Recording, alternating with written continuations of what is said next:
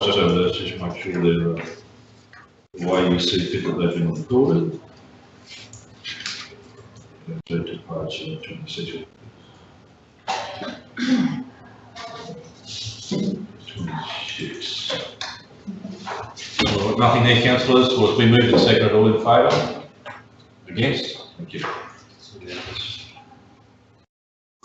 Right, business arising into those minutes, councillors. Any queries there that we can stir anyone there?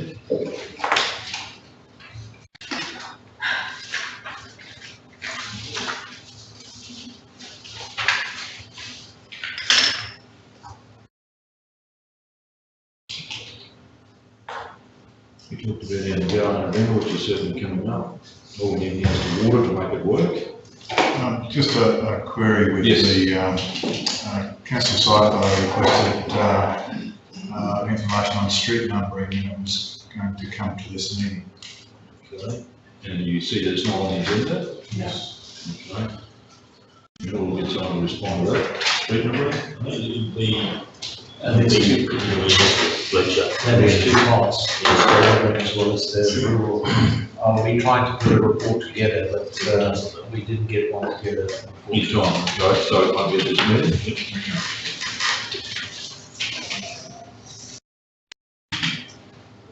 All right, councillors, no other questions out of those?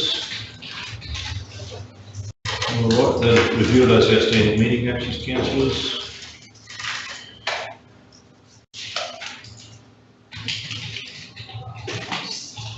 Question I had with the number 4 around the Location for the location of yeah. the school bus stop.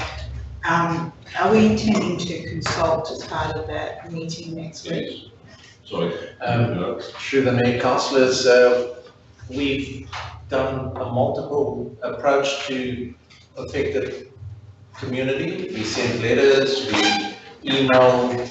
We also went through the bus company, and there's 10 current users we emailed via the bus company, emailed them, contacted them, all of them. Effectively at this stage, I've only got 2 respondents that wish to meet.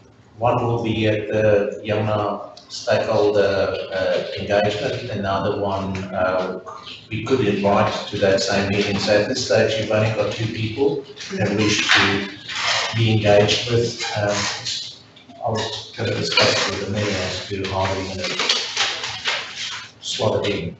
Okay. And we already know what we know, at least one of the 2 people's case. I spoke to the one lady. So at this stage, whether you want to have formal engagement or you just want to catch up with the 2 parties at that meeting, it's going to be interesting. But I don't think I'm going to try and organise a meeting on site with 2 parties at this stage. But as I said, we can have it. And I think once that is discussed at that meeting, we'll obviously get some proper feedback, I suspect. Yeah. Okay. Good. And certainly in the first instance, obviously they're going to be relocated over on Vineyards Road. Yep. Construction's otherwise. We have advised everybody fully that when construction commences, it will be on Virginia Road, and there was no pushback on that.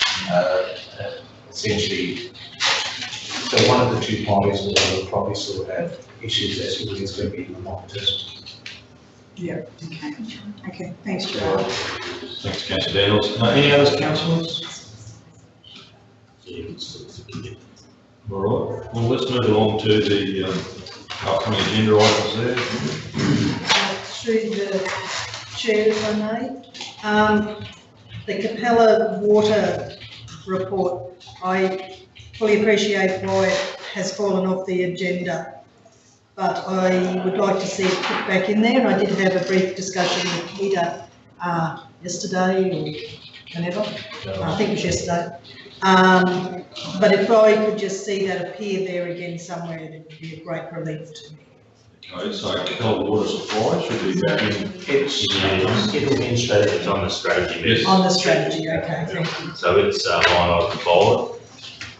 And you'll note that it was originally scheduled to appear before council on July 9. There's an update to the comment section. It says deferred to strategy for the 25th of September. as consultants have not provided a planning report to the deadline of the 14th of October. So I think what that's trying to say is that report will, should ask, perhaps General Manager of Infrastructure will be able to confirm when it will come before the council. The good news is we've got the report now, and we've reviewed it, quick review, it's good to go, so we'll bring it to the next strategy. Strategy, okay, thank you. Well, sorry, was there another one, councillor? Sorry? No, that was it. Yes, it was councillor.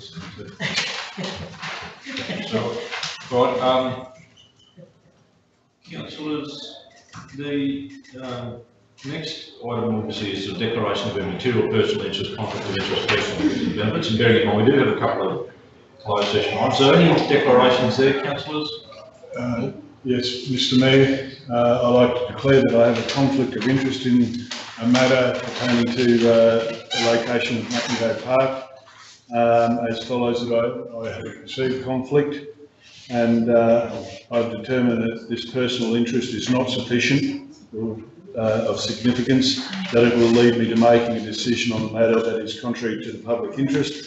I'll best perform my responsibility of serving the overall public interest of the whole of the council's area by participating in the discussion and voting on this matter. However, I acknowledge that the remaining councillors must now determine, pursuant to section 175E-4 of the Local Government Act 2009, whether I have a real conflict of interest in this matter or a perceived conflict in this matter. If so, whether I leave the meeting while the matter is discussed, or I may participate in the meeting in relation to the matter, including by voting on this matter. All right, councillors, now paying this specific attention here. Councillor McIntyre has declared his interest in that matter, which is a confidential late closed agenda item relating to the McIntyre Park, the tender in relation to that. So Councillor McIntyre has made a declaration under option 2. Which is he declares, they made that declaration and proposes to stay in the meeting there. Councillors, it's our determination there whether you think that Councillor McIntyre should stay in the room. So is that your intention, councillors? Yes, he's worried about us pulling the toilet book after him too, is he? I missed that. Oh, we thought a bit more, I think we thought a bit more of it if we named the grandstand after him. McIntyre Danny as well as McIntyre. I don't think there's an interest, it's really a name. So Councillor McIntyre's made his declaration. So councillors happy for Councillor McIntyre to stay in the room? Yes. Please, all in favour? Yes. Thank you. So the resolution should read, that you Should have read the resolution, moved and seconded. All right, so councillors, just let's go back. That was a show of hands, so that's not actually a formal resolution taken. So would someone like to move that after Councillor McIntyre's taken option 2, that council resolves that Councillor McIntyre stay in the room? Councillor Seifert has moved that, seconded. Councillor Godwin Smith. So that is it. Councillor McIntyre made his declaration under option 2, and there's a resolution now that council agrees that he can stay in the room. Moved and seconded. All in favour? Against? Thank you. Yep. Mr Mayor, if I can, just everything that we've done is technically correct, and I just wanted to remind council that previously we created that extra step which is considered best practice and will probably be written into new guidelines in time, and that's where for those members not entitled to vote to leave the room. So we don't need to redo anything, but I'm just conscious that there's no need to interject, but it's just a reminder that if we can create that discipline for having any of the councillors not entitled to vote to not be in the room while we make that decision, that will be demonstrating best practice. However, what we've just done complies 100% with the legislation. Right, councillor, any other declarations? I'm pretty keen to do that here. No, all good? Thank you. All right, no petition, Mr. CEO? No. No, thank you. Committee recommendations, now, so communities, our first report relates to the National Mobile Black Spot Program on page 27 of your agendas. And I think Acting Manager Communities, Jared Bryant, might lead us through that. Thank you, Jared. Thank you, Mr Mayor, councillors. So the report for you just in relation to the round 4 of the National Mobile Black Spot Program. Nominations for this program are closing on the 11th of October. The report outlines that while we were successful in the first round and listing there those areas that were funded under that first round, since that time we haven't had a great deal of success or response as a result of the way the program has been rolled out. So through round 2, we allocated or nominated a number of locations. They were not successful.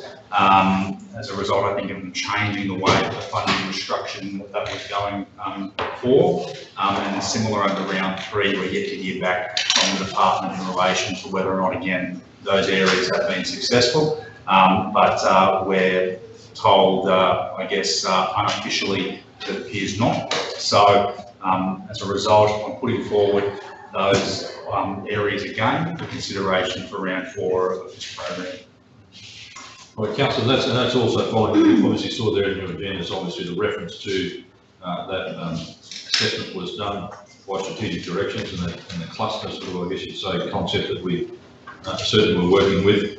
The proposal there talks about Anarchy and 2 on the Dawson Development Road, 1 at Lockington, 1 at the Gemfield, so I hasten to add I shouldn't be using that term, and Killambeck Road.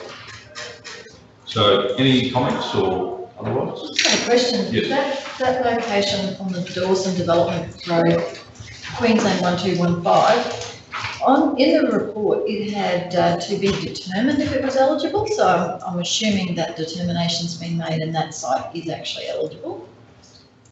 I noticed that, yeah, both 0281 and 1215 are both on that Springfield Tambo Road. But I do have a question. Bohinia, there's very little coverage at all around there. Is there no sites over Bohinia Way that are eligible within this program? Yeah, 0060 within there is eligible. It's depending on what page we look at, it's in the report, a couple of locations. Page 49 is what I'm looking at. It's the 4th one down. Yeah, it's an eligible in the column. Yeah, and Having that other column.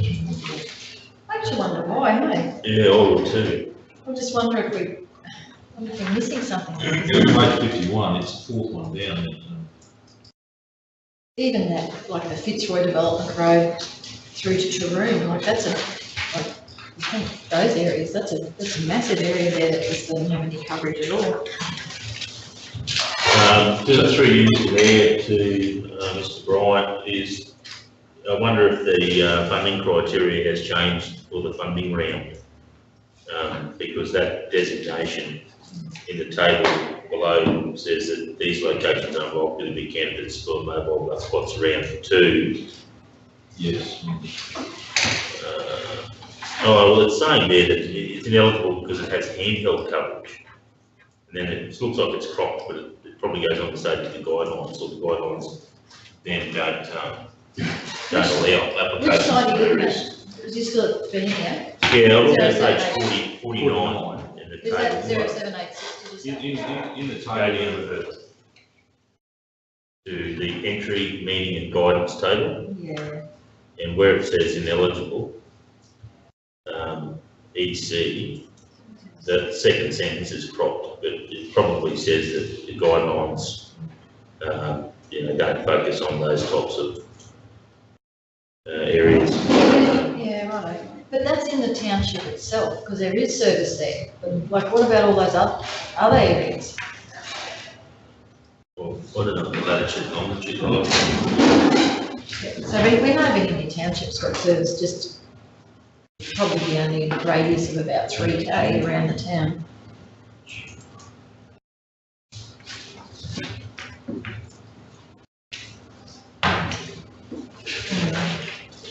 Well, I don't think we're looking at changing the list we've got now, are we, councillors? I think just we're happy with the recommendation just to stay with what we proposed. May stay our 6 and we'll continue to re-lobby for those. Yeah, but if that, If any of them are ineligible, come back to it.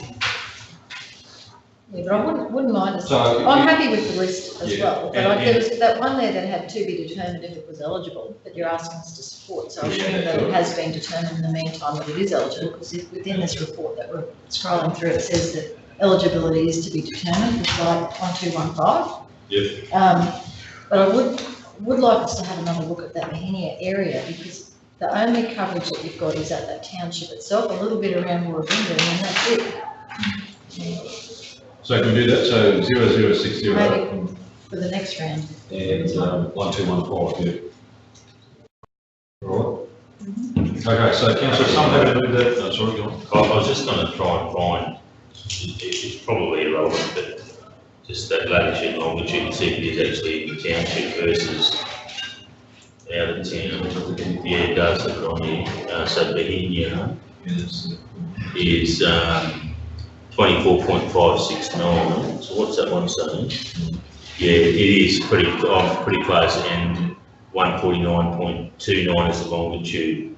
So it looks like it is in town location. So if it was out of town, it could be deemed eligible. That's what I mean, we've got nothing on the map for those areas, like on the Fitzroy Development Road to the north of Bohemia, excluding the Warabinda area, and even that Fitzroy Development Road to the south towards Taroom.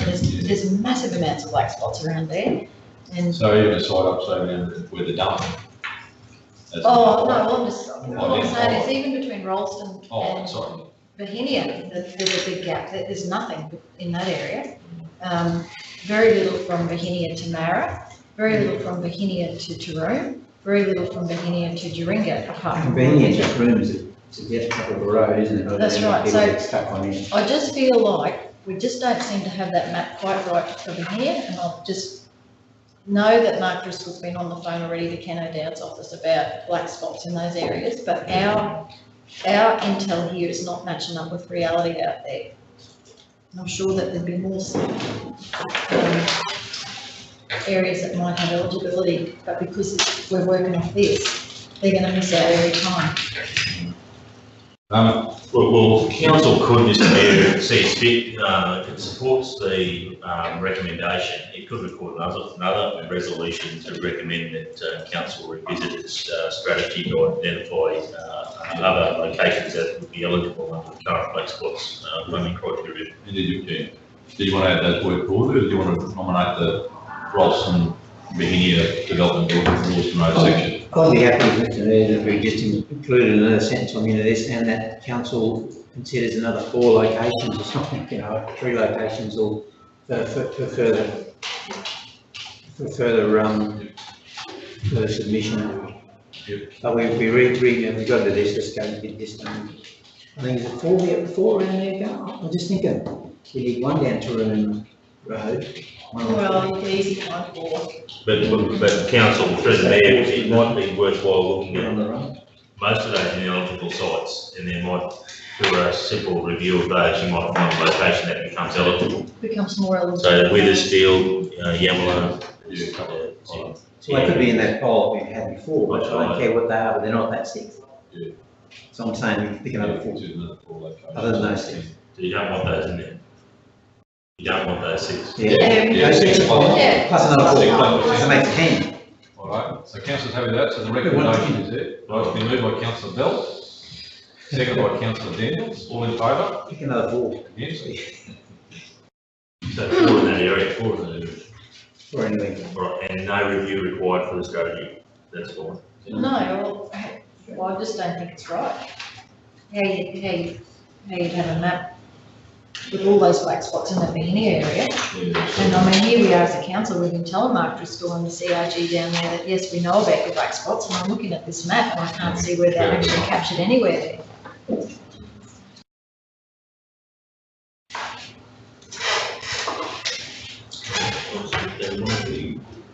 All right, councillors, the next agenda item is the Senate Economics Committee inquiry. Now, I guess certainly Daniel Fletcher was involved in obviously the facilitation of that event in Emerald and contributed a lot of work to it. Jared, are you reporting on this?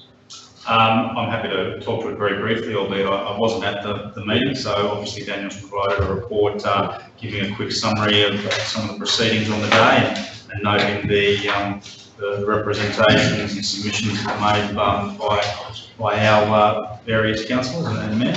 So again, I guess happy to take on board any comments in relation to the report, but hopefully it's relatively straightforward. I think on the day, I think Councillor Syphon and Councillor Bell was sitting on the health panel, or just health and other services panel. Councillor Daniels and myself sat on the, I suppose to say, fundamentally local government focused panel. There was some dial-ins obviously to the particular hearings. Senator Stoker, Senator Ketter, the chair, was obviously very happy with the day. The issue of the postcodes and localities was raised with Senator Stoker. There were some comments in that session from Councillor Jane McNamara, Mayor of Richmond, around having had some success with postcodes. You're sorry, Councillor Daniels, and so that was probably some interesting. Well, no, councillors, I think generally the feedback very positive, and certainly in terms of the operation of the day was obviously run very well. And it was interesting to see that certainly the people in the submissions were made well. I guess a good response to. I suppose, and we need to acknowledge Senator Ketter for his determination in making sure that this economic community came to the Central Highlands. It showed quite a determination. It was certainly good to have these sorts of things in regional Australia. There was good press coverage of that, so he's to be commended for that. And certainly there was a great level of bipartisanship on the day, and I'm sure that inequality didn't belong to any particular flavour. It could belong to us all. So it was, I think, generally feedback was quite good. So that was my observations of it. And councillors, the recommendation is that we received that report. Any other comments about it? Or otherwise, any other councillors? Well, I think, and subsequently, I think I don't know whether people or fans of Hansard have noticed that it has now actually been recorded. And I think those parties that presented their submissions would have been notified of that. So the recommendation is to receive. Someone happy to move that? Moved by Councillor Brimble, second by Councillor Syphon. All in favour? Against? Department of Agriculture and Fisheries, page 55, Biosecurity Queensland Programs. Acting Manager Brian, you've actually been dropping in pretty well today. You've been getting a fair old work here. All those. Our CEO has been gracious enough to ask for a number of reports on me this week, so I've been happy to oblige. Thank you very much, Derek. This report, albeit very brief, is just bringing to Council's attention these three particular programs that are open for comment up until the 5th of October. Council's ranges have reviewed those particular programs. I don't have any comments to make on them, but for Council's information and or if they have anything further they would like to add. Any councillors, any questions, queries, or otherwise?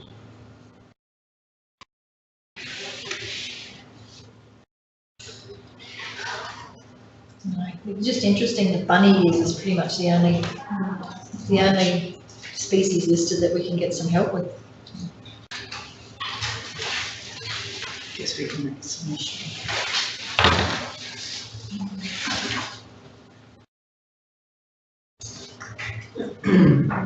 All right, Councillor, there's no questions. The recommendation is there that the Central Highlands Regional Council received the Department of Agriculture and Fisheries draft surveillance program and draft prevention and control program. Someone happy to move that? Moved by Councillor Roll, seconded by Councillor Godwin-Smith. All in favour? Against? Thank you. All right, councillors, budget review 1, which is item 12.1 on page 90. I shall hand over to General Manager Jason Bradshaw, Corporate Services, to introduce, I guess, officers that will be talking to this first review for the 18-19 financial year. Thank you. Thank you, Mr Mayor, and good afternoon, councillors. I will note and acknowledge Margaret is absent today. She's our Manager for Asset Management and also looking after finance. So I have Wayne and Arun here helping with the discussion this afternoon. Councillors, we've taken a step, I suppose, to bring the budget review straight into the council meeting. We normally discuss those in the strategy forum. There are only minor changes in the initial budget review to the operating budget and some additions to the capital budget. We'd like to talk through those and we have a few slides to walk council through what those changes look like. The significant impact, particularly in the operating budget, is not something that we're unaware of. So it relates to the recognition of the financial assistance grants from the federal government. Obviously, at the time the budget was prepared and adopted, we had taken it into the previous year and then having to factor out of this year effectively.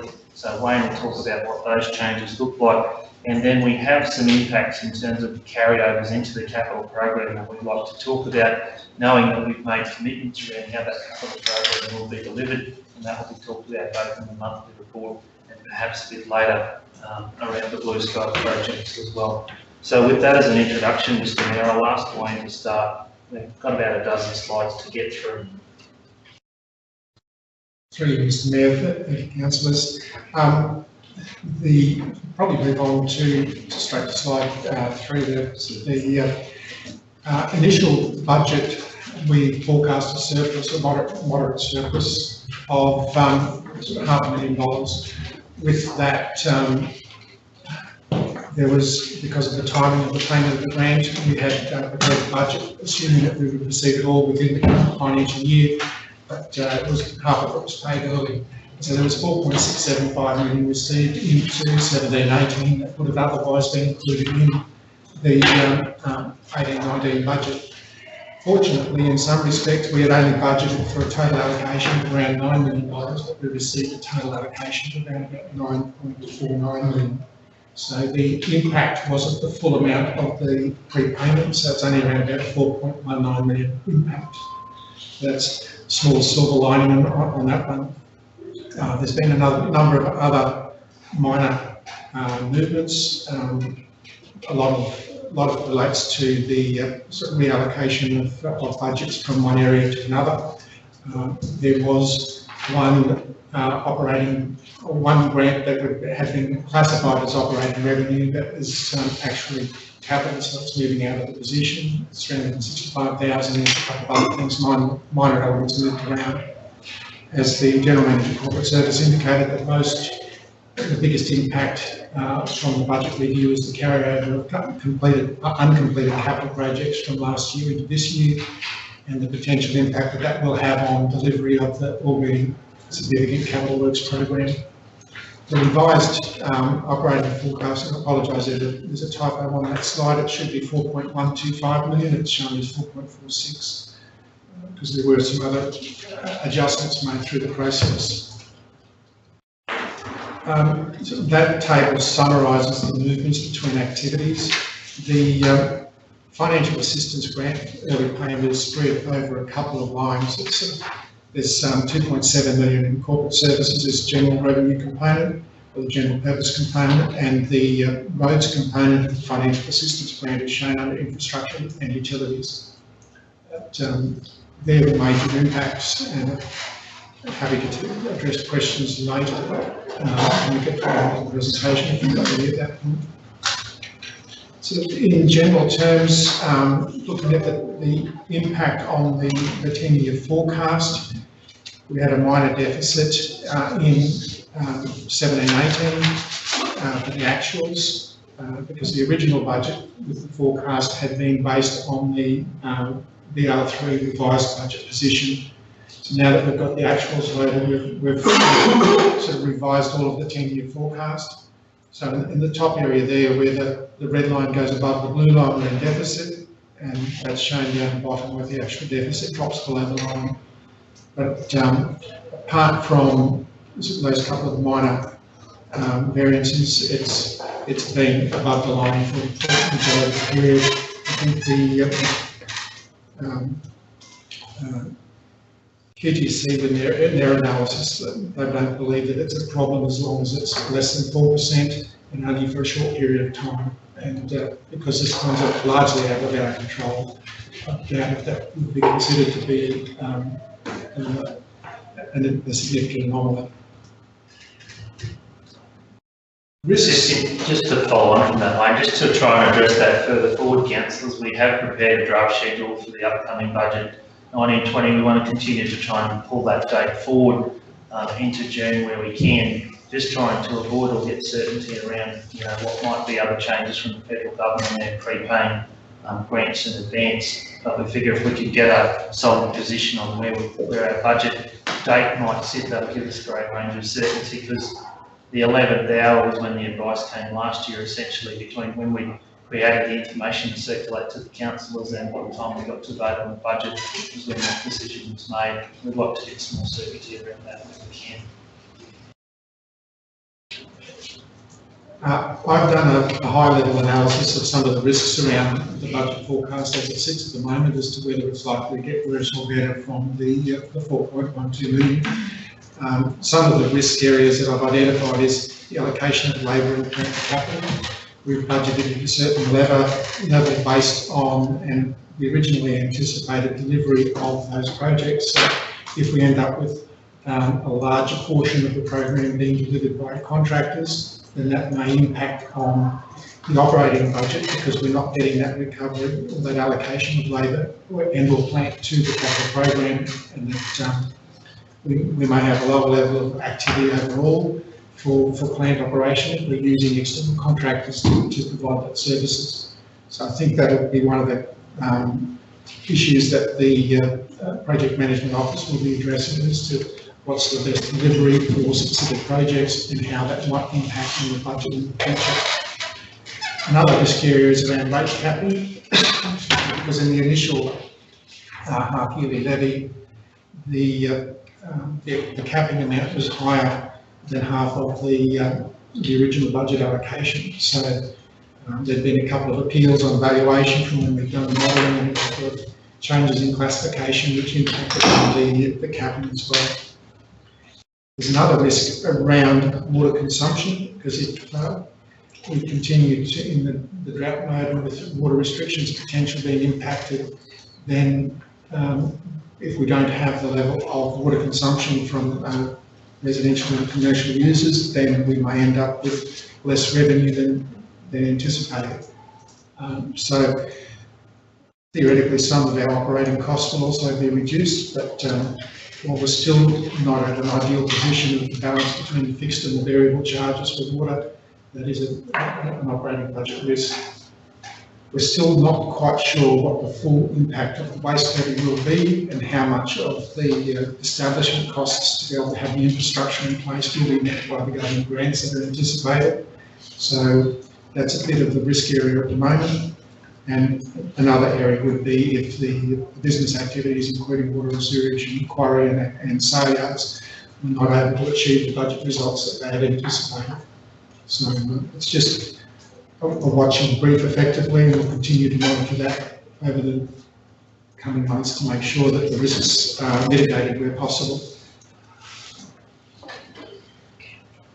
The three measures of financial sustainability that we're required to report on is the operating surplus ratio, the asset sustainability ratio, and the net financial liabilities ratio. There's a couple of other ratios or metrics that fall out of the 10-year forecasting model, and one of them is the level of council controlled revenue. The targets are shown there, and look at the next slide. I apologise, it might be a little bit small at the distance, but so that the red shows that we haven't achieved the target ranges, where it's orange, effectively a traffic light system, means that we're getting close to not achieving it, but we're still within the target range, and green means that we've met or exceeded the targets. So the only areas of concern have been the operating surplus revenue ratio for the last year and this year, and last year for the asset sustainability ratio.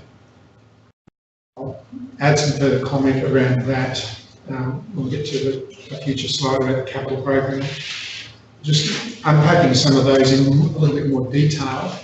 That's the operating surplus ratio there. Now, the 5-year average up until 30th of June 18 has been 6.9%.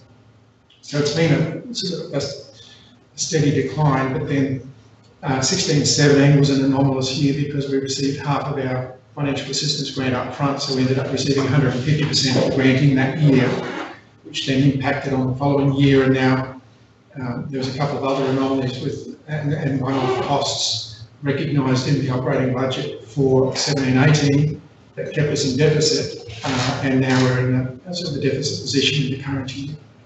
But all of the forward years are showing an operating surplus, and using the sort of fairly conservative parameters around growth forecasts for the CPI and for rates growth over the coming periods. So at this point in time, I've got reasonable confidence that that'll be achieved. The asset sustainability ratio, there's a big spike for the current year because of the NDRRA flood restitution program. But other than that, it's showing sort of solid performance over a long period.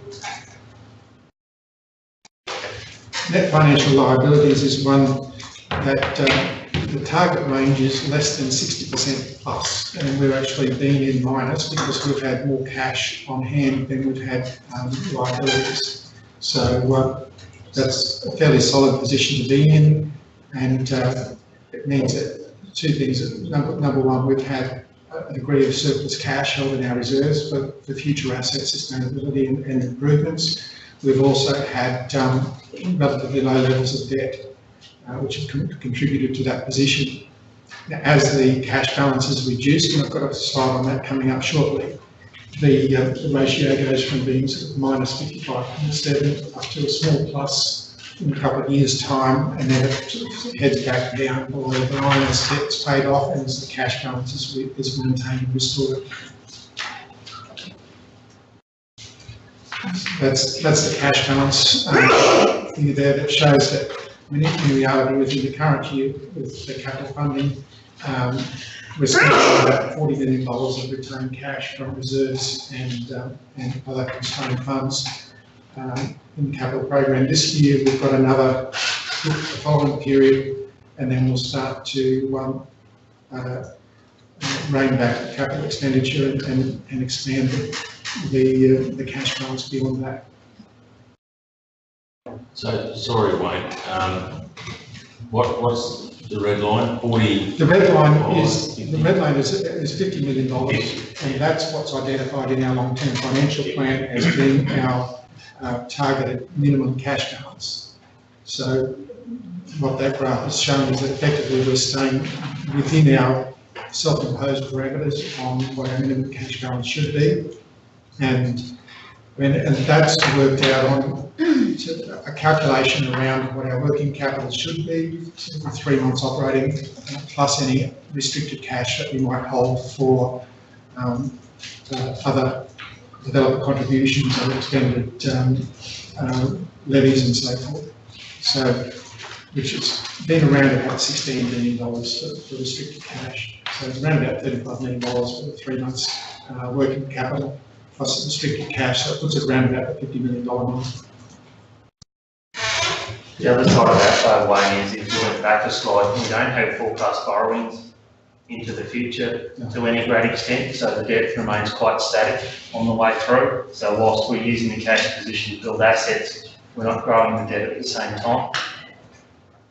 And as you say, the self-imposed $50 million has a level of caution attached to it as well. Reduction of cash has another impact in that it reduces the revenue that's recording the operating budget from investments. And so if we're sort of foregoing that revenue because we're reducing our cash balance, it means that we've got to replace that revenue from somewhere else. So has anybody got any questions about the operating positions or those forecasts before I move into the capital?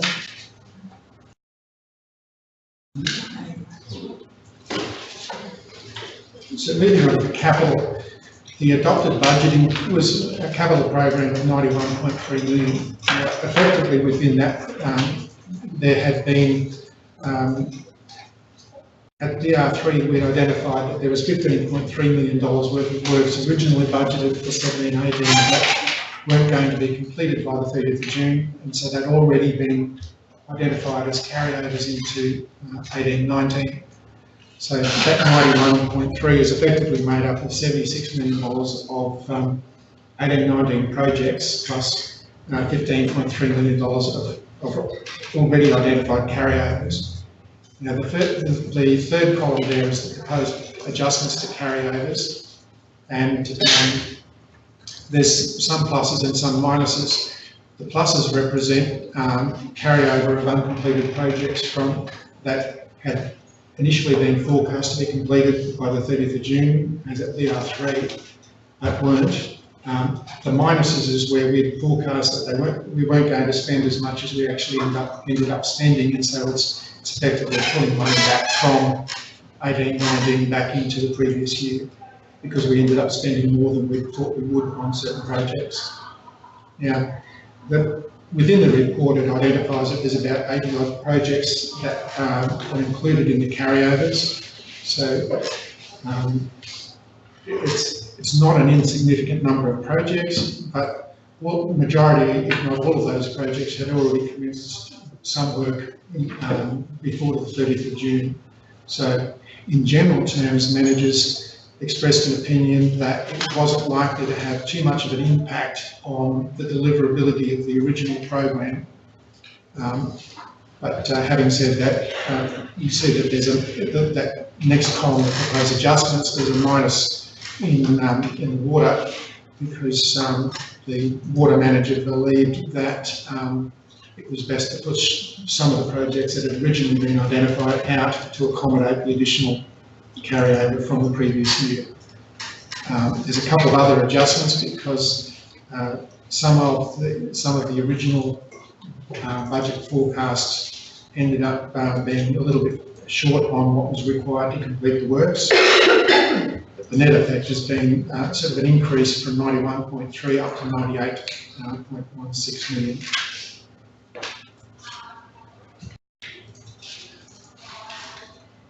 Funding for the total program is shown there. We've included debt redemption because it's also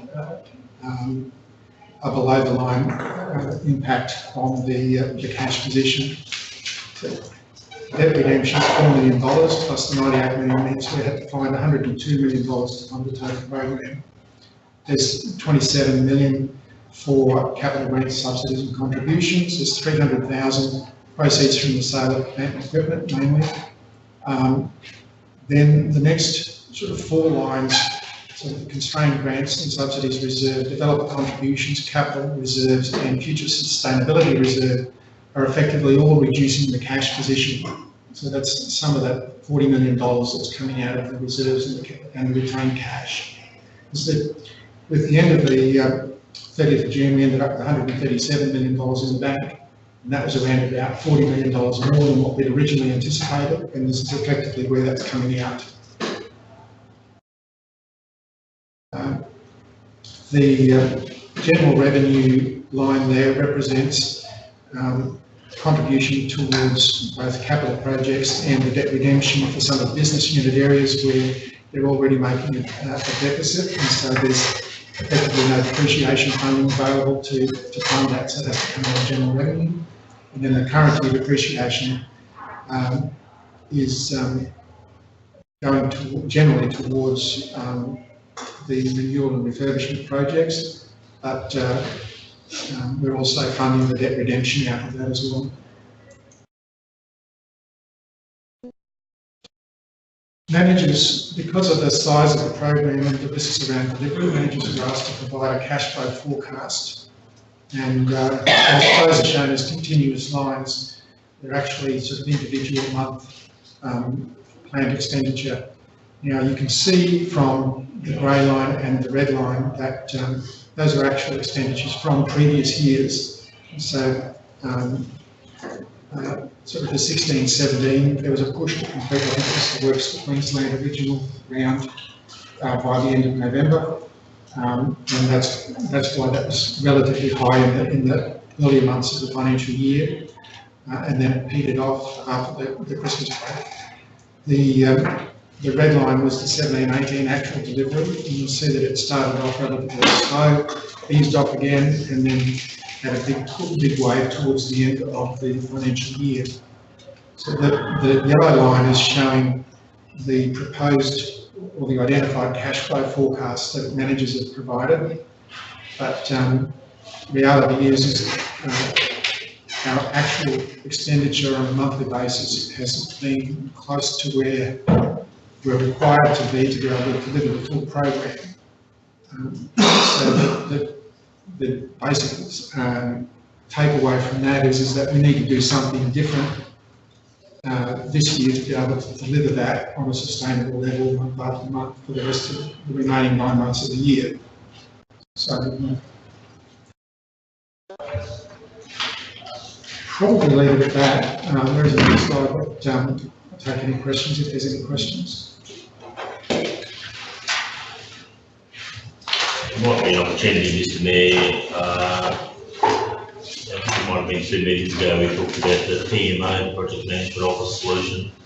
That graph that you see on the screen now is the trajectory that we need to follow in order to deliver what Wayne's just articulated. You can also see that on page 108 when you get to the monthly financial report in a slightly different way, if that's a little bit busy. But I think that's probably a good point. Through yourself, Mr. Bradshaw, to maybe comment on the PMO, or Mr. Yabare. Through the Mayor, councillors, I first want to point out that graph that forecast cash flow is indeed correct in terms of reflecting sizable delivery in the space of the NDAA contracts. If they continue, they'll be delivering significant in excess of $4 million a month in terms of expenditure. So that explains the high peak that we've got sitting across the centre part of the program. So we just have to be reflective of $30 million worth of work going contract on the NDAA, and you heard what Kim Downey said this morning. Part two of it is, yes, the PMO, we've received our tenders and we're busy doing our assessment of it. I'm still of the opinion that with the PMO kicking in, we will get traction in the delivery space, and it will probably be most of our low-hanging fruit. The big capital projects such as NDAA and Black Gully are currently committed. So it is really giving us grunt in the space of both communities and road transport programs, as well as the water sewage ones, giving us traction with the multitude of smaller projects and getting the spend going and getting the projects developed up. So at this stage, the verdict is not. I haven't seen the works program. We have to appoint the consultants, get them on board, and develop a works program, and I'll keep council informed as to what the forecast is based on that. But the bulk dollars of our program does sit in big contracts at this stage that is either in the process of being led or are currently underway. So I'm not giving you the answer that the CEO is suggesting, is that the PMOs can fix all of those.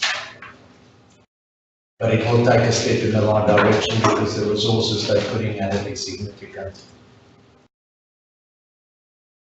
That makes sense. Explain what it does.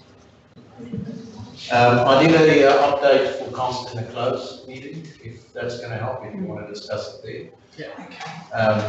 I think probably the takeaway, if I can jump in there through the media drive, is you can see the graph depicting it there, but there's basically from October onwards, we have to be in October, November, both almost $11 million delivery months. That's something we've never achieved before. And there's some concern that without the PMO solution in place, that's probably not possible by council. Bearing in mind that what the government infrastructure is saying is that the heavy lifting for those big months is going to be achieved through NDAA. So that takes care of a fair bit of that quantum. That said, there's still roughly 1/3 of our CapEx is NDAA. It still leaves 70% of it that is your traditional types of projects. I know Black Gully's in there and some of those ones that will get delivered in 18-19, but it's still, this organisation's never delivered CapEx at that rate before, so it's uncharted territory. It won't be possible without drawing on the support of external businesses through this project management office approach. So for those figures, you can just see 11 million, December's 9 million, and then your 9 million, 10 million takes you to March, and then 9, 9, and 7.5. So they're all big months. And there's some concern there with the slow start that we've got to get back, we've got to get onto that yellow line and stay there. If I may, through the Mayor and the CEO, just flag that I did pull a report out which indicates that about 50 million in a round figure is what we're delivering by contract, which is not day labour. So if we're concerned that this is all going to be delivered by day labour, the answer is 50 million of this program in a round number is going to be delivered by contract. And that's where the PMO comes in handy as well, supporting us in that space. But day labour at this stage, strictly day labour, is only sitting in the order of $10+ million worth of capital works being delivered through day labour. These combinations, which I've filtered out, but the 50% of our program is sitting in the contract space. And yes, that's where our risk is. We need the resources to deliver, so the PMO does offer that ability to ramp that up and get the remaining stuff other than NDAA, the 30 million, getting that out the door.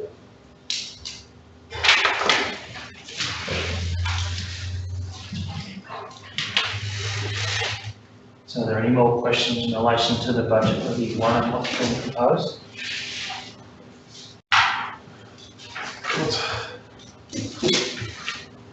A lot of uncertainty in my mind, Jason. I've just got to, we look at the graphs. Really, we only delivered 55 last year. 12 of that was in the last month. So it gives an average of 4 million a year, 4 million a month, which is pretty low. At the moment, we're sitting on an average of 4 in the blue line there, which is an average of 4, I think. Yep, which puts us straight back on. We can talk 50 million under the non-day labour or the contract labour. They're just so close not to. I've got to run with it. Like I'll run with the graphs. If we go back a few slides to the risk that was identified, or the risks identified there, there was two identical, the first one and the last one. Sure, I understand the cappings. I would have liked to have seen some figures against those predictions, because really the rates cappings, we're probably talking $1 million there, or 2 million, I'm not sure, I don't know. Through you, Mr Mayor, we budgeted around about 1.1 million, it's coming in a little bit higher than that, it's going to be at least 1.3 if we double the current levels. Which is not a huge change of 200,000. No, it's big. Potentially. The other two, the first one and the last one, are the ones that concern me. That you are identifying business activities may not achieve the budgeted operating result. So what are you alluding to there?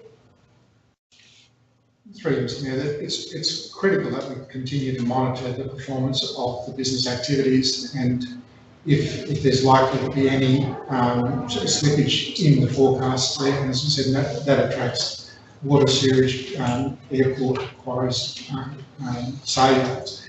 If any of those demonstrate slippage, then we need to look at either shaving operating expenditure or trying to milk revenue as much as possible from other activities to ensure that we don't really sort of deteriorate in our overall position.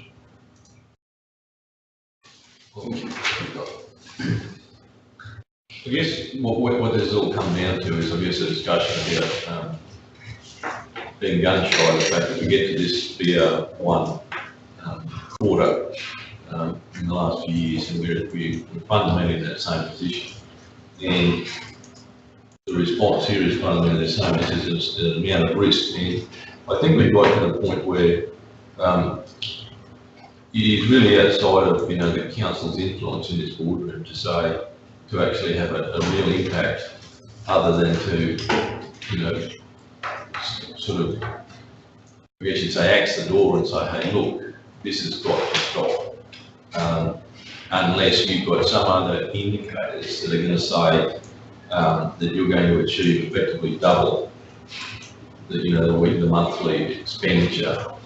And, what signs would we be getting from you that would say, and this is how it's going to happen? We are ramping up this work, this work, and that work. And then in a month's time, when we come to our monthly financial position, we're going to say, well, our concerns are unfounded, and the organisation is obviously geared up to, achieving the higher levels of output. And it's probably got to the point where the justification of the NDRR works on taking it face value, Gerard, is that if there's still a certain amount of risk around that, we just heard today about people not taking contracts to the south. So, it's a case of, our board is really concerned, not with how we're doing our financial, calculations, but it's about reputational damage, about are we actually in a position to deliver what we're talking about. So what we're saying is that not 3 months ago, all the executive leadership team came into this room to propose to us a budget that was going to deliver that amount of work. And on the basis of, fundamentally taking all of that at face value, and notwithstanding the reservations that we have about just how much we have delivered and what our track record is, notwithstanding the 70 million year prior, there's just not the evidence, not in the figures we're seeing today, not in the potential and what have you. There's not enough justification of the risk involved to say to me that we're going to deliver this program. And what I think this boardroom is saying to what we're looking at here is there cannot be another report come to us within a quarter, notwithstanding gaps in our resources and what have you, that says, you blokes were right and we haven't delivered that. And then you're going to ask us to say that for the rest of the year we clamber up to 65 or 70 or what have you. So I think what we're articulating here is notice that says effectively that if we are not going to fundamentally change and have substantive, evidence to say that that risk of this not happening happens in the next 3 or 4 months, then we have got to seriously look at, are the right people delivering us reports to say this is what we're going to do, are we actually going to do that? And that's about the nutshell, councillors. That's it, mate. That's it. Give me some real stuff, not what I want to hear. Yeah, just in terms of, so I think that deserves a response, and through the Mayor to Council, I'd say that we've been operating on a premise that when the 18-19 budget was framed, Council said very clearly to the executive leadership team that the issue of not being able to complete CapEx had to stop. There was a zero tolerance to saying that we're going to do something and not doing it. And we've taken that challenge on. I would say that we're probably buoyed by recent efforts that have cost the organisation quite a bit, I might add, in terms of having to devote resources to ensure delivery around works for Queensland and other CapEx. And I don't think that that's sustainable. And part of the problem is, and I know that we don't need to focus on that for now, but part of the problem is some of the projects that we've agreed to put in the 18-19 budget are both either recommended by the executive leadership team and myself or selected by the elected members, do not meet the project decision framework maturity to even be in the budget. But you've allowed it, we've allowed it, and that's part of the problem. We're not in a position to shirk what we've taken on, and the organisation, I'm confident, will respond to be able to achieve what we're going to achieve. And all being well, if that's pulled off for 18-19, I don't think we can do it again. It's burning the organisation out. We're at a point now where the resource levels are compromised and we're finding it difficult to attract resources. The shining light in this is, and what we've said all along, the thing that's different this year, we won't be leading all the projects. We can't pull that off. Outsiders will be helping us scope up the projects, making sure they're mature, going to market and administering some of these projects. That's the only shining light, and Gerard's committed formally and today that once the tenders are reviewed for the submitters for the PMO, we'll be in a position to know who we've engaged and what quantum of CapEx work that they will take off our plate to deliver on behalf of and in conjunction with the organisation. I might just leave that by stating that if there was an interest in, well, I don't need to actually, I'll leave it there because there was project maturity scores connected with everything that went through the budget process, but we, the organisation, administration and the elected members have agreed to include projects that are not mature. And we'll do everything we can to get them done. That's the commitment that's been given, and that's what we'll work to. So I guess, as a continuation to that, though, is that one of us is going to be right, one of us is going to be wrong.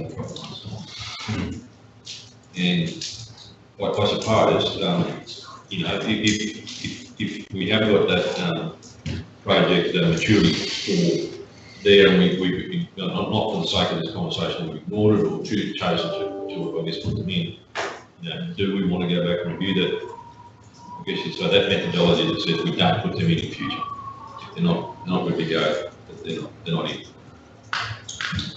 Well, I think, Mr. Mayor, it would be beneficial, and for the sake of, and I believe we could, and I'll just talk to the gentleman in the corporate services for a non-verbal acknowledgement, but I believe that we could provide that information within a couple of weeks, and it might be beneficial just to see where all those projects sit from a maturity perspective.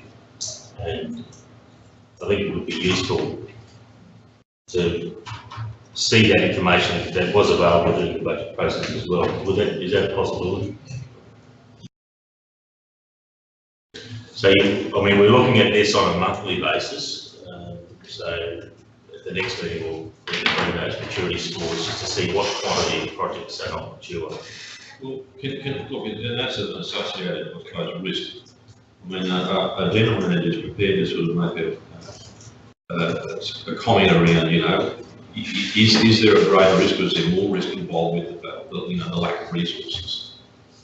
Is that still a major risk? Through the Mayor, Councillors, I again want to reiterate, in pure local government day labour terms, we are only delivering in the order of about, I said, between 10 and 20 million, let's make it $15 million by exclusively day labour. And that I'm only speaking on behalf of my department, which carries the bulk of the works. That includes the NDWA day labour, a few million we're doing there as well. As I articulated earlier that there's 50 million purely by contract, and there's probably in the order of about 30-40 million in a combination delivery model. And as I say, about 15 sitting at exclusively in data. So our own resource impacts, I don't believe is the big risk.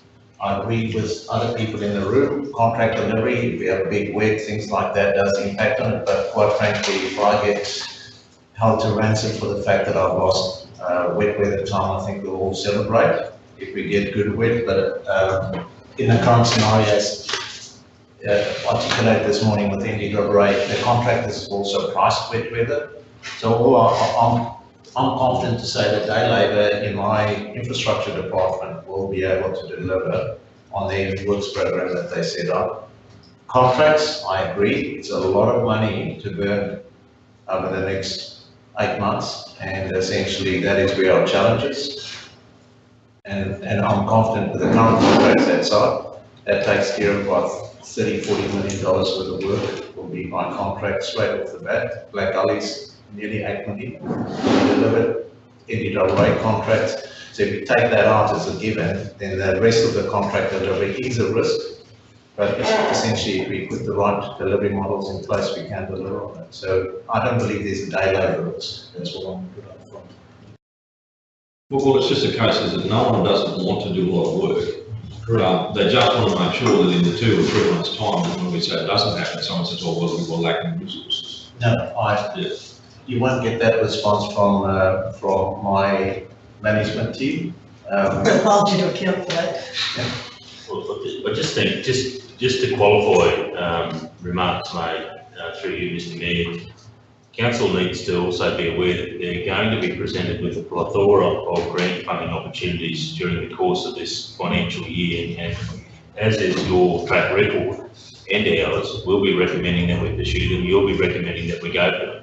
Some of those will be realised in the 18-19 financial year, and that will have an impact. So I'll just qualify those remarks by saying, and you've seen a report from me recently from attending the Australian Local Government Association Regional Economic Development Forum. There's some 25 odd grant funding opportunities there that are all poised to come out at certain times. So we need to be ready with the application, just like we were before with the Black Spots one. We'll have lists of projects for all those applications, all those grant funding opportunities. Some of them are already probably resident within our budget that we can leverage. So you have the resources to be able to get all that shovel ready. But that's where the earmark comes in. And that's the challenge. It's the discipline of why would we commit ratepayer funds to a project if we could use grant funds? We can leverage and multiply ratepayer funds to produce an opportunity. So we've been talking for, sorry to butt in, but we've been talking for years about having shovel-ready projects sitting on the shelf, and we still haven't got it. So, 5 years on, and we're still talking about it. So. Well, I'd like to respond to that, Mr Mayor, through you. There's not many grant funding opportunities that we don't avail ourselves of. So the organisation has proven in its reactive nature that it can rise to the challenge of short time frame grant opportunities by putting together submissions, and in many cases we've been successful and we've delivered. Ideally, it would be good to have all of those things shovel ready, and at a recent strategy session, Council did signal which initiatives through the Blue Sky Mark II process that you wanted to take forward as shovel ready. Some are in that a holding slot for more information. So there's going to be, I think there's at least a dozen or 18 reports that are coming to Council where you've sought additional information to decide whether or not to make something shovel ready or advocate or lobby for it.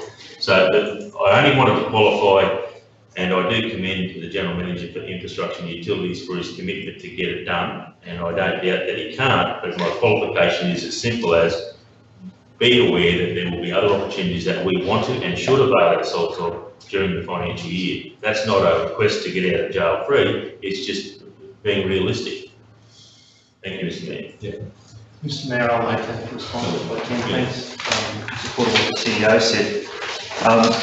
We have made commitments about what the Project Management Office will deliver.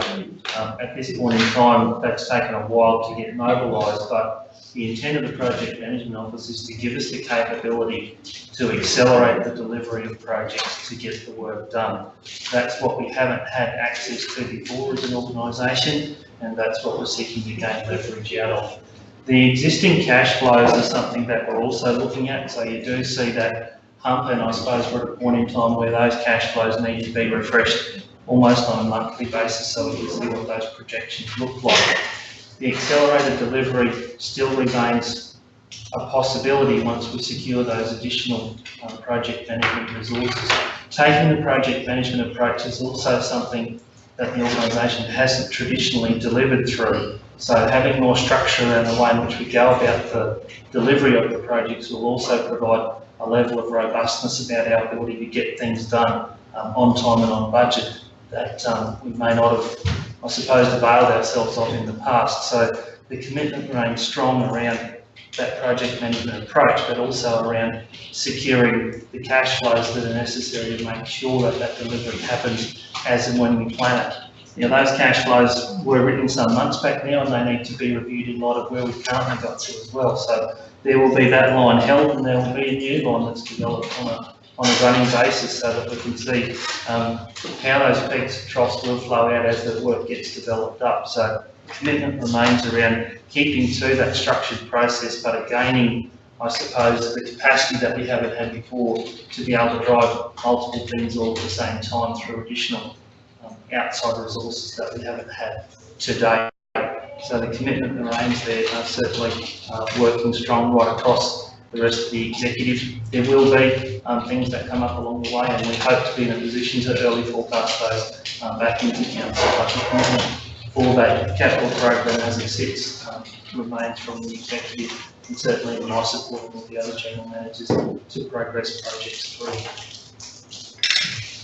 Okay, through the mayor, please, in regards to commercial services capital projects, and certainly a fair proportion of CapEx money is in relation to the airport, and councillors will be aware of comments that have been made in regards particularly the runway project. We're holding off on that. We would hope that we have some further information to come back before council in October, November in regards to that project and the additional technical solutions that we're working through in that regard. We've also held off on the spend, which is a $3 million project in regards to the GA area. We were very fortunate to receive that federal government money. We have made the business case submission for building our regions round 4, so potentially there's state money there as well. If we're unsuccessful there, we're ready to go to tender for that project. They are the major significant projects in regards to the money spent. The other areas of SAR yards and quarry, certainly all CapEx projects have all commenced and underway. We have a project engineer working with us for the quarry and for the airport and some of the quarry projects. So you won't see the spend in the first couple of months. That is unrealistic, but you certainly will see it throughout the remainder of the financial year. So I'm reasonably confident in regards to the delivery of the CapEx. Well, I believe that's everyone, that's a full panel. Through you, Mr. Mayor, I'll obviously, while acting, add a little bit of comment, and for communities department, the majority of our capital budget is within my normal area of operation, which is community recreation facilities. So out of the little over $10 million for communities, I've got 7 million there, which I'm responsible for delivering. I guess noting our capital works schedule, we've got about 80 odd different projects, obviously varying sizes, a lot of small projects, but there are a few larger ones mixed in there as well. Overall, I think we're travelling reasonably well. While it's probably not reflected in the numbers in terms of delivery at the moment, we are tracking reasonably well in terms of actual, I guess, pre-project organisation. Many of the comments are very much on point in relation to the need for us to be better organised and the need for us to ensure that we do have sufficient amount of information to be shovel ready for grant opportunities, so that we're not in that scrambling situation to be able to put them in. Obviously, we want to capitalise on those as much as possible, and you've already received the one report from myself in relation to a grant opportunity, albeit we don't have to do much work for that. The work's already been done.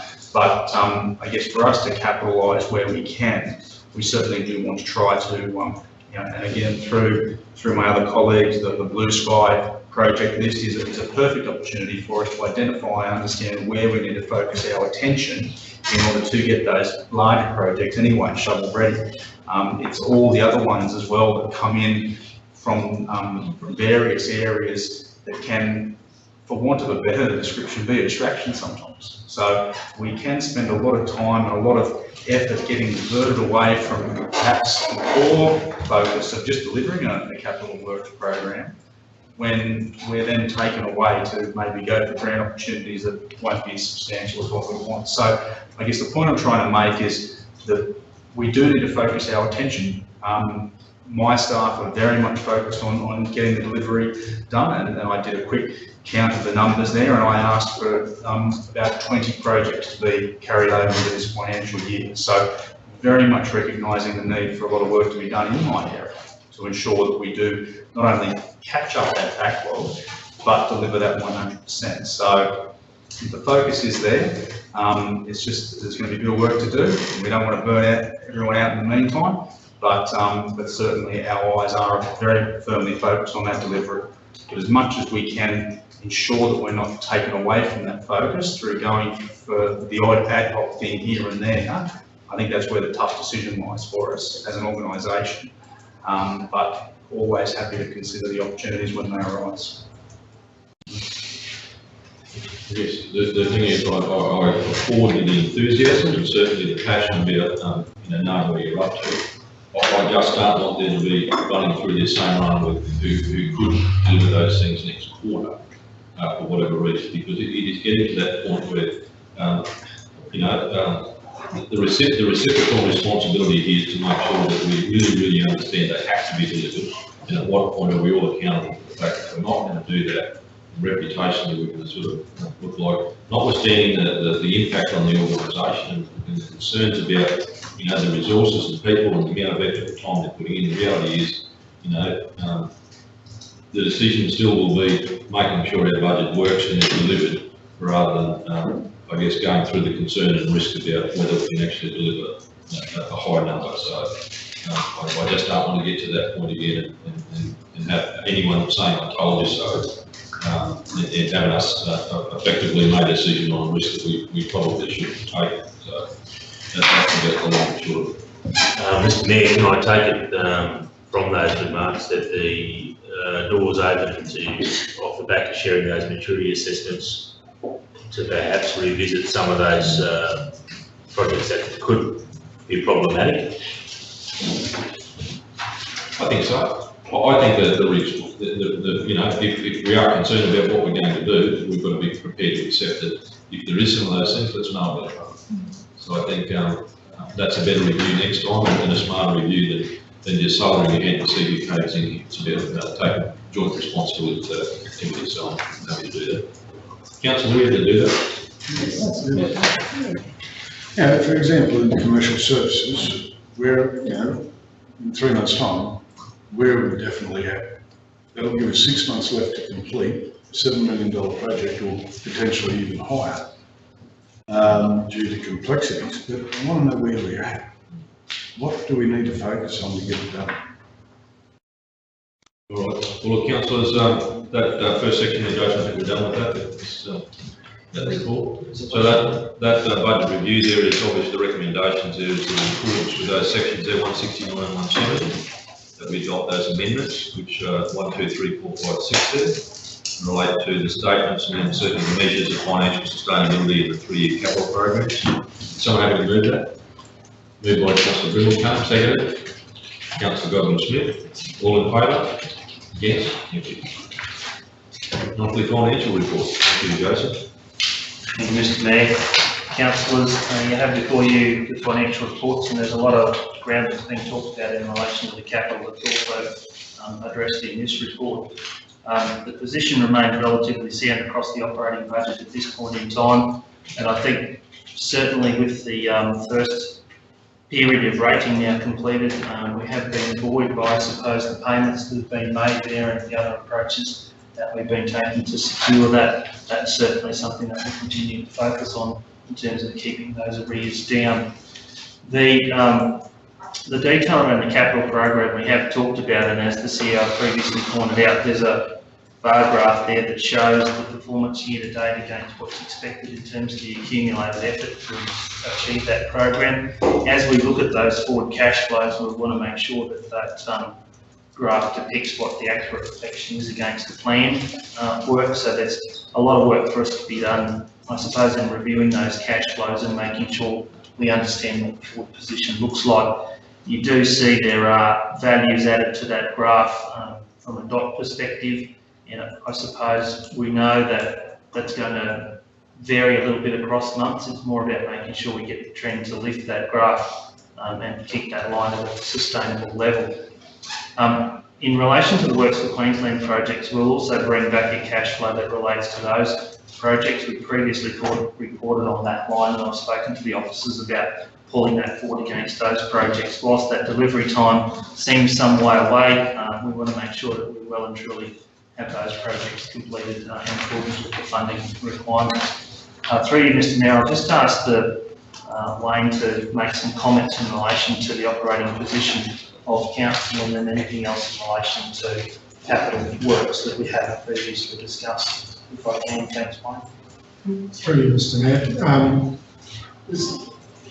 As the report outlines, some of the variances in this report are identified because of the phasing of the budget, particularly around the issue of rates in the middle of August versus the issue of rates in September last year. And the discount timing of that is some of the discounts were applied during August, and some of them will be, the balance will be recognised in September. With the decision to issue a separate notice for water, that's also impacting on that, because at the moment it was being phased for receipt during this, sort of to coincide with the rates during August and September. So that'll be pushed back to October, November. And adjustments will be made at BR1. But there's one favourable sort of variance comes through in relation to the level of activity around the development applications, and that level there, there's just a larger number of applications received, and so the revenue was higher there. Whether that is a continuing trend for the remainder of the year remains to be seen, or whether it's just sort of coincidental timing for the first few months of the year. There's some employee costs is an area that is being monitored closely to determine, to ensure that we stay within the budget allocation there. As indicated previously, there's risks around the allocation of labour to capital projects and the potential impact on the operating budget if that's not as high as was originally forecast. There's similar issues around the plant, but it's a little bit early in the year to develop trend out of that as well. The variances for materials and services, a lot of those relate to adjustments that are going to be made as a result of the budget review, and so a lot of those will potentially just disappear because of the adjustments by the end of the next month's reports. But there's no sort of significant risk areas identified with expenditure at the moment. As the General Manager of Corporate Services indicated, there's been a favourable receipt of funds. Out of the $40.7 million in rates levied, there's 89% or $36.3 million of that has been received within the discount period. And so that's sort of quite a strong response. It means that we get the money in earlier. It also reduces the number of properties that we'll end up chasing for payment with reminder notices. With the capital works delivery, and it's almost ancient history at this point in time because of the discussions we've already had, but we're just ahead of the identified cash flow as at the end of August. But some of that then will flow through probably towards the September monthly spend, and at this point in time we're just waiting to see what payments come in on the last week of the month to determine what that's likely to be for the end of month reporting. But at the moment it's below the average of sort of 4 million that we've been experiencing today. Happy to take any questions on that.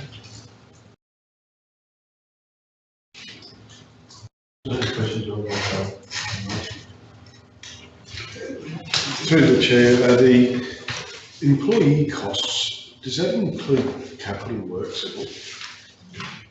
What's the carryover component there of those costings? The employee costs that are shown in that report relate to only the operating component of that. So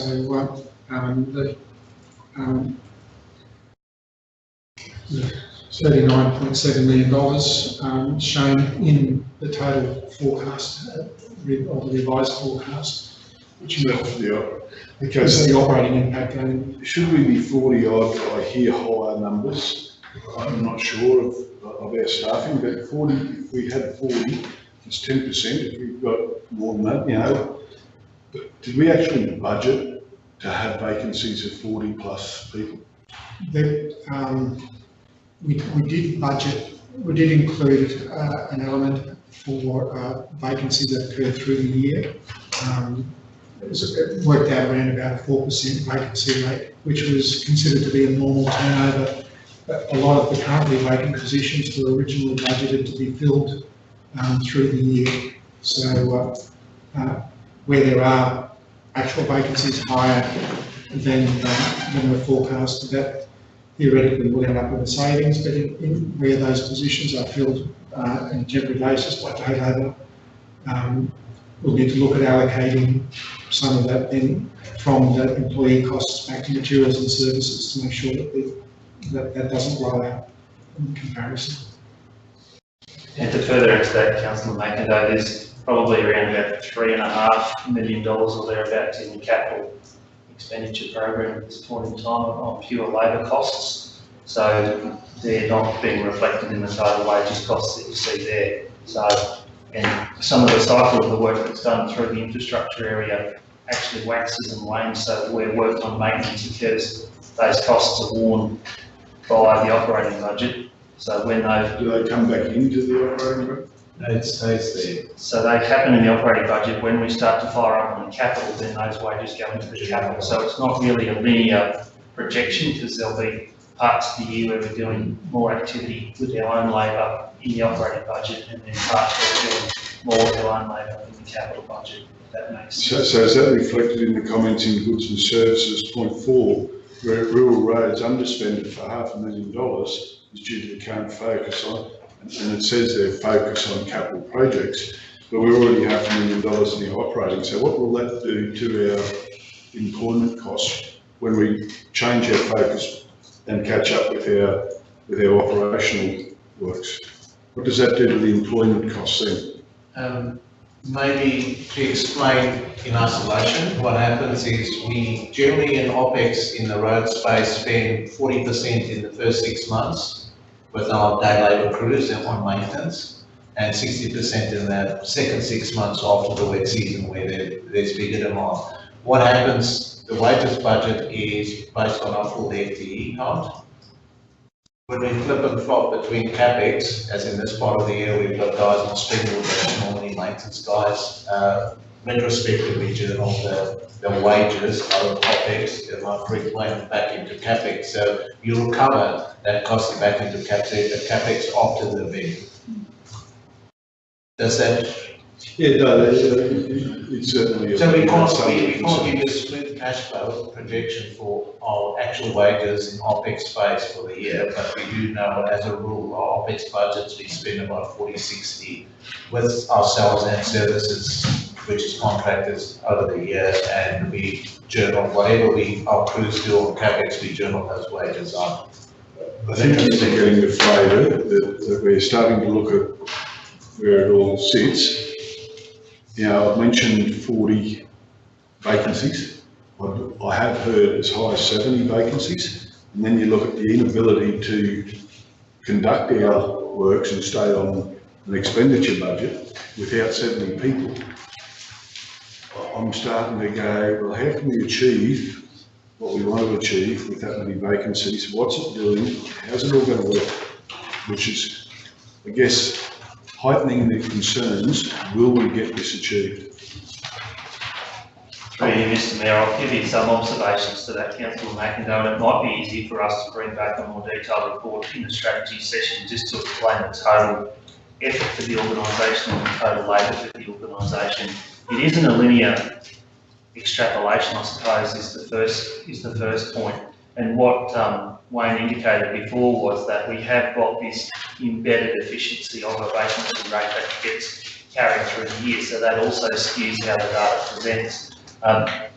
As we went through last financial year, if we continue to talk about that operating pressure around the employee costs, it will be better if we look at the total employee costs to give you a greater picture. Now, a lot of the vacancies that sit in the organisation are currently being actioned, so that number does continue to roll up and down as we continue to work through. Those numbers of employees as processed will then start to get realised into the wages, and over the coming months we'll see a closer trend to where we need to be in terms of the overall cost for wages. But at the moment, because the apportionment between capital and operating isn't clear, and we are explaining it, but it's not as easy as it looks in terms of a linear representation. So I think through you, Mr Mayor, we'll make an effort to bring back a report with more details on the total effort and labour costs for the organisation to explain that, so we don't keep going around the same issue month after month. Through Through you, Mayor, I've just forwarded the response I got from Ben McKinnon regarding that question about the rural roads. All right. So, councillor, any questions? We'll move on.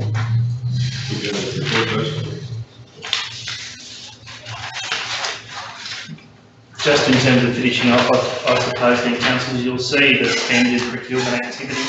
We're doing our best to maintain our local spend across the region.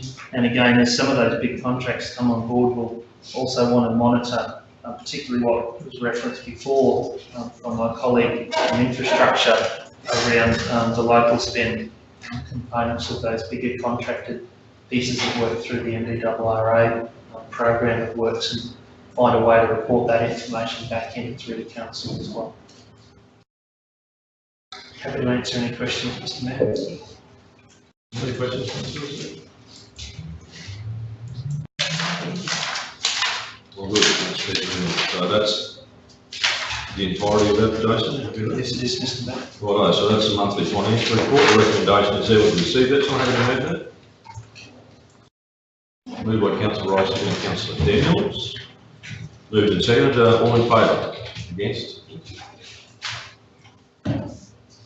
Thank you, Wayne. Thank you, Arun. I think you get off pretty light in your room. Thank you, Jason. All right, councillors, page 115, which relates to the Emerald Airport car parking fees. General Manager, Customer and Commercial Services, Michelle Webster, leadership, I think. Thank you, Mr. Mayor. Councillors, I have a report for you this afternoon in regards to a decision in regards to the free parking time duration at Emerald Airport.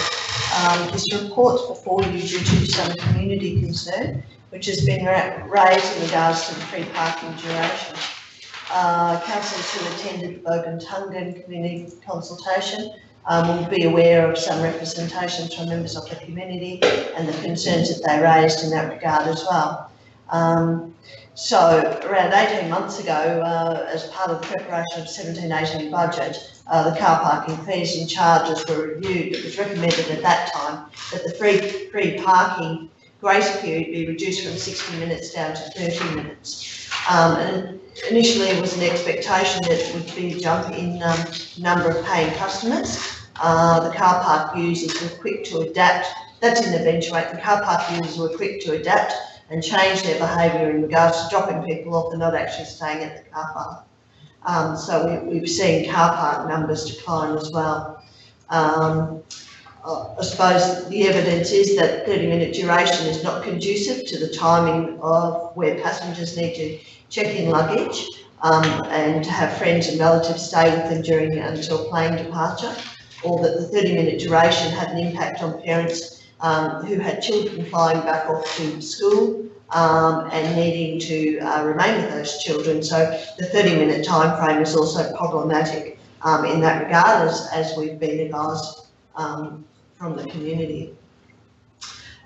We will say that the Emerald car parking fees still remain lower than any other regional areas, airports within central Queensland, and the reduction in free parking has failed to yield any real financial benefit to the airport as previously been modelled. So there is also evidence that with a decline in airport users staying at the airport, that has had some impact also upon the airport cafe as well, so that's something that we've taken into consideration. We did discuss this matter with the Airport Advisory Committee at their meeting on the 10th of September, and it was agreed that we put forward a recommendation to Council in regards to, and the recommendation that's before Council there is that we move back to a 60-minute free duration parking period. And obviously we would need to amend our fees and charges schedule in that regard, as well as we've identified in there, the modelling tells us that we would expect about a $15,000 loss in regards to revenue. That's not to say we can't pick that up in other areas of the airport business. So the recommendation is before Council before you there. Well, I think that's pretty self-explanatory, councillors. In that recommendation, it says that that fee for charges schedule be amended. So, happy to move that, Councillor Daniel, second Councillor Jonathan Smith. And General Manager Michelle, we might actually send some correspondence to some of those community members. Absolutely, Mr Mayor. Thank you. All right, it's been moved and seconded. All in favour? Against? We have a press release ready to go.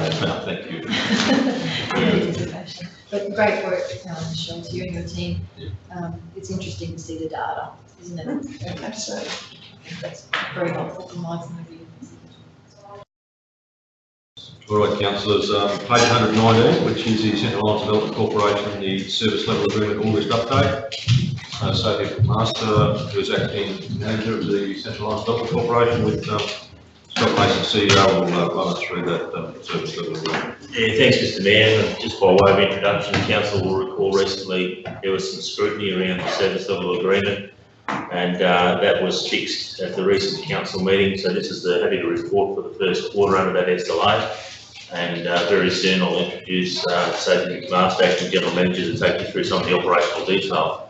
What I wanted to suggest is to council, if they're comfortable, given that our mayor is the chair and we have directors Daniels and Rolf present, they may like to answer questions or contribute to the discussion, given they have, along with ourselves, I guess, an intimate knowledge around some of these operational initiatives. So I'd certainly encourage that as well. But for now, I'd like to introduce Sophie and hand over to her. So as you're all aware, CHDC is required to deliver quarterly progress reports as part of our activities in line with our service level agreement. So attached in Schedule B is the operational plan with status updates in line with Q1. So for our August planning, there's a status update column with identified sort of information on each project for our key activities, but I'll also give you a little bit of a update on those activities as well. So for the last quarter, CHDC has actually employed 4 new people. 3 of those positions are fully funded by external programs. And we're also in the process of recruiting a business investment and attraction manager as well, which will hopefully be on board within the next month or so, so by the end of October. A couple of updates on different events that have happened as well. We had Farm to Fine Dining in August, where we had 64 people attend, and for 2019 we're actually looking at a potential alternate venue because it's been running for 3 years now, so to mix that up a little bit. Grown in the Central Highlands project has also undergone research and a feasibility study, and these findings are going to be released at the Meet the Food Innovators, which is an event being held on the 25th of October. We also had our startup weekend on the weekend just gone, our first hackathon, our inaugural hackathon for the Central Highlands, which was extremely well received. There's been some really positive outcomes of that from some of the programs that ran, some potential startups that we're hoping that will actually get off the ground. Some of them as young as 16. So they received a lot of excellent mentoring from some incredible calibre of speakers that flew down from Brisbane for the event and have already committed to come back to Emerald for a 2019 hackathon as well. So we're looking at getting that off the ground in the next sort of 6 months or so, while we still have the momentum running in that space. There's a tourism business and events forum that's been confirmed for the 8th of November as well. And that will, the speakers are being identified for that at the moment. Our visitor guide and touring map was launched last week, and we've already received $7,500 confirmed paid advertising for that. So we're hoping that will gain a bit more momentum as the months progress, and it's hoping to be launched at the beginning of next year. Our CHDC partnership prospectus was also launched at the start of the financial year and has received a lot of engagement and support in that space as well for the upcoming financial year as well. And I guess just as a brief overview, I'll kind of leave it at that and hand it over to you guys. If you have any questions, I will respond when I can. I might just pick up on, I just noticed something, if you've gone through the detail, and under the second row, which is business development, you'll see, you might be able to see it, but under the status update, we've just cropped that final comment that talks about invited to the 4720 Women's Network Night, and then there's a sentence under there we've cropped, so we'll recirculate that agreed services schedule. And I also wanted to reference the discussion we had earlier around tourism strategy. You'll see last line, but page 122, you can see we'll have the delay of presenting that tourism strategy approach to council. It got bumped a number of times. So we've got some time frames you can see in that status update that we're working to around the Tourism Business and Events Forum. It's November 8th. So I'm optimistic that if we can bring that report back to council in 2 weeks' time, show you those linkages or common threads between the 3 different groups and identify the 2 council representatives, we should be on track to meet some of those milestones.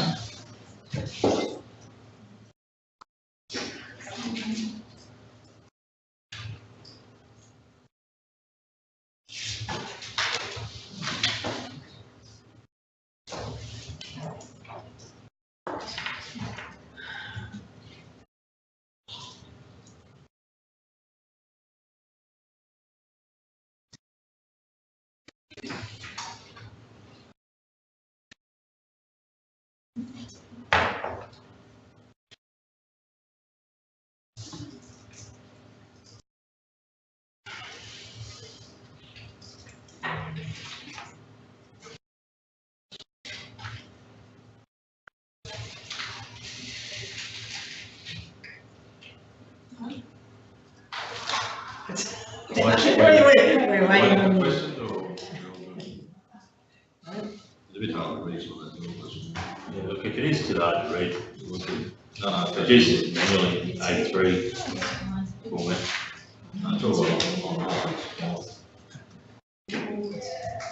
There's a lot of detail there too, and I know that we need to be conscious that this is a public report, so probably a little bit more in there than there needs to be in some cases.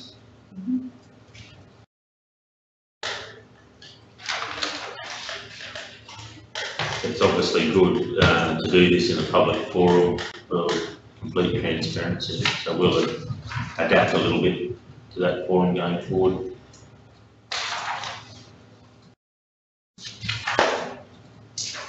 All right, councillors, happy with that? Okay, thank you very much, Sophie. Very comprehensive, and obviously a lot of work still happening with a lot of projects still there. It's interesting to see still a lot of funding applications in there, and lots of those areas still current as well. So.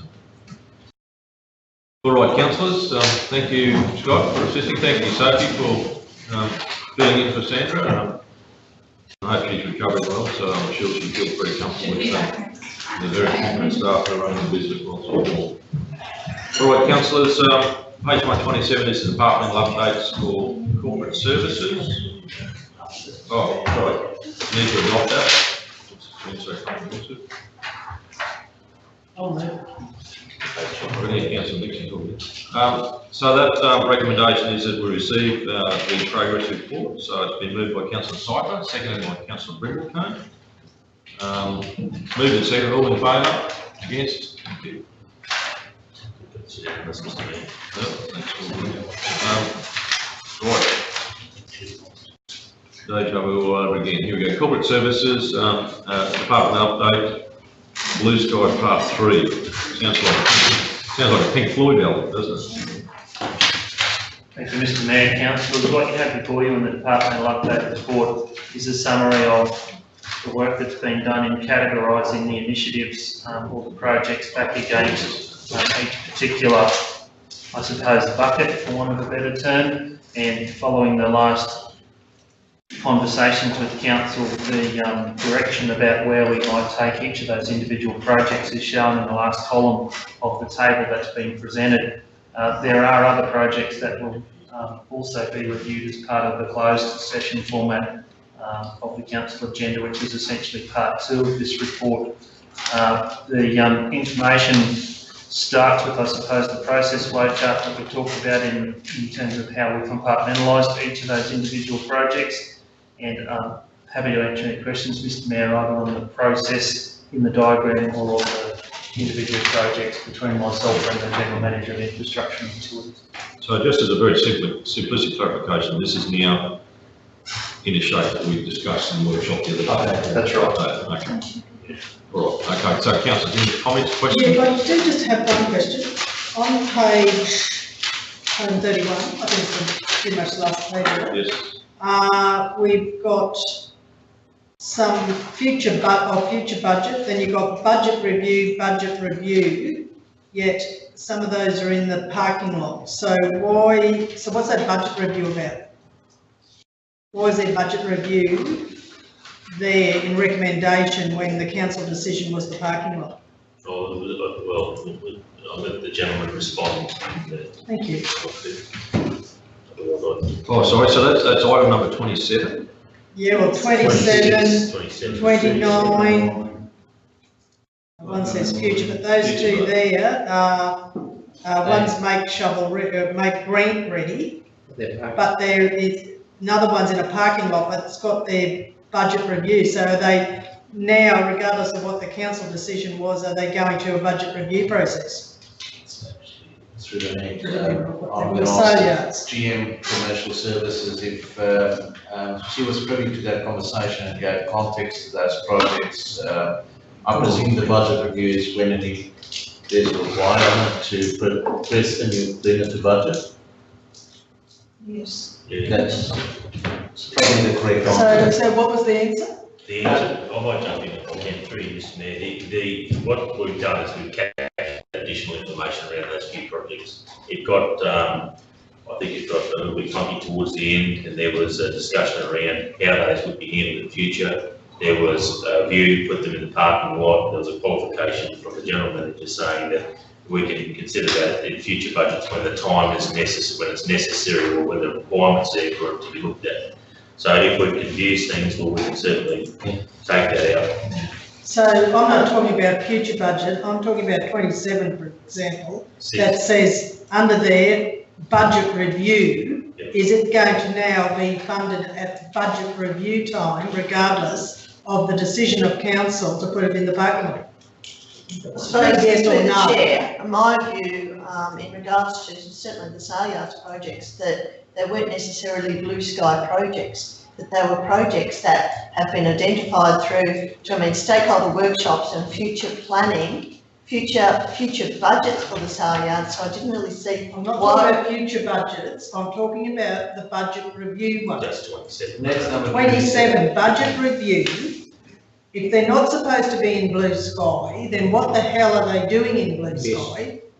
And why, when council put it in the parking lot, has that now come into a budget review process? Pretty simple, surely, to answer. Yeah, the answer to that through the mayor was 27 was do it for a budget review. So technically, it doesn't need the G parking lot.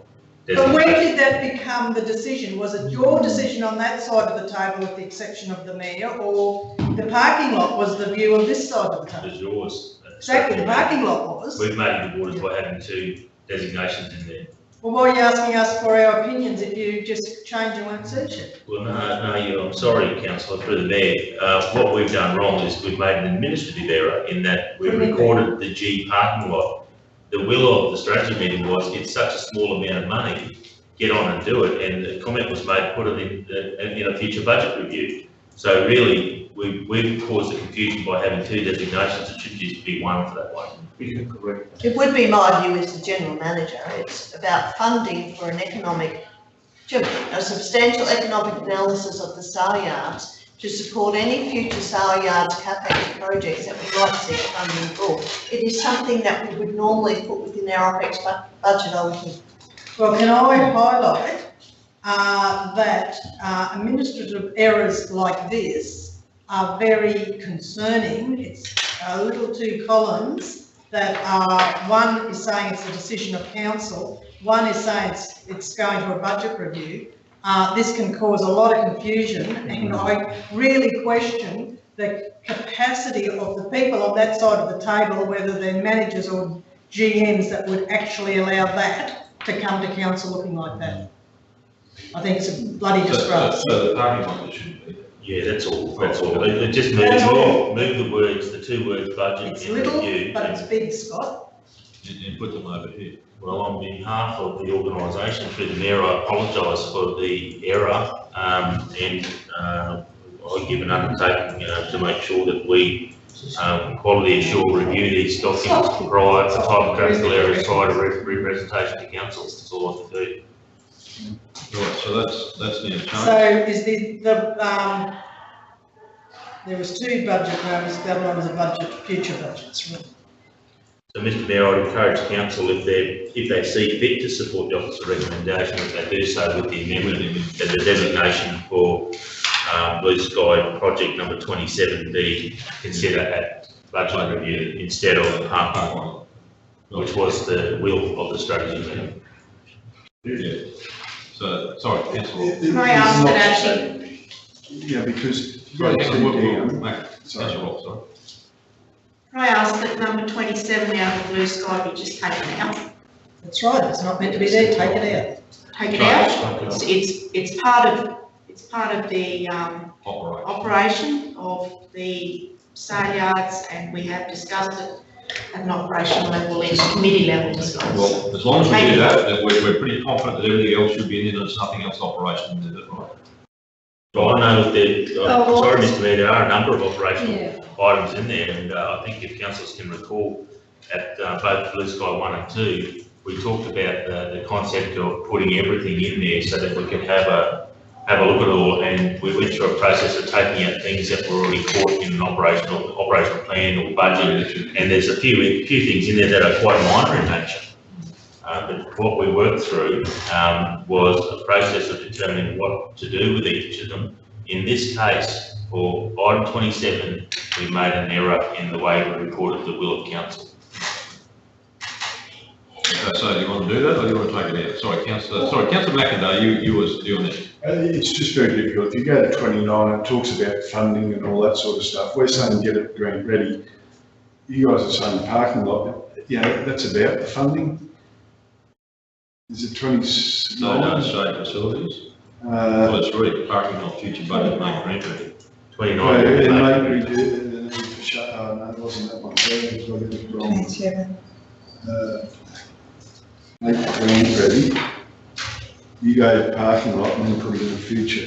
That was just a discrepancy, but there's another one there somewhere. Yeah, no, that's the one you're talking about, because there's no budget allocation. We've said make it grant ready, and then the recommendation was to put it in the parking lot, and then it's got a future budget, whereas council decision was to make it grant ready, but it's now being changed, the recommendations by a GM, to make it future budget.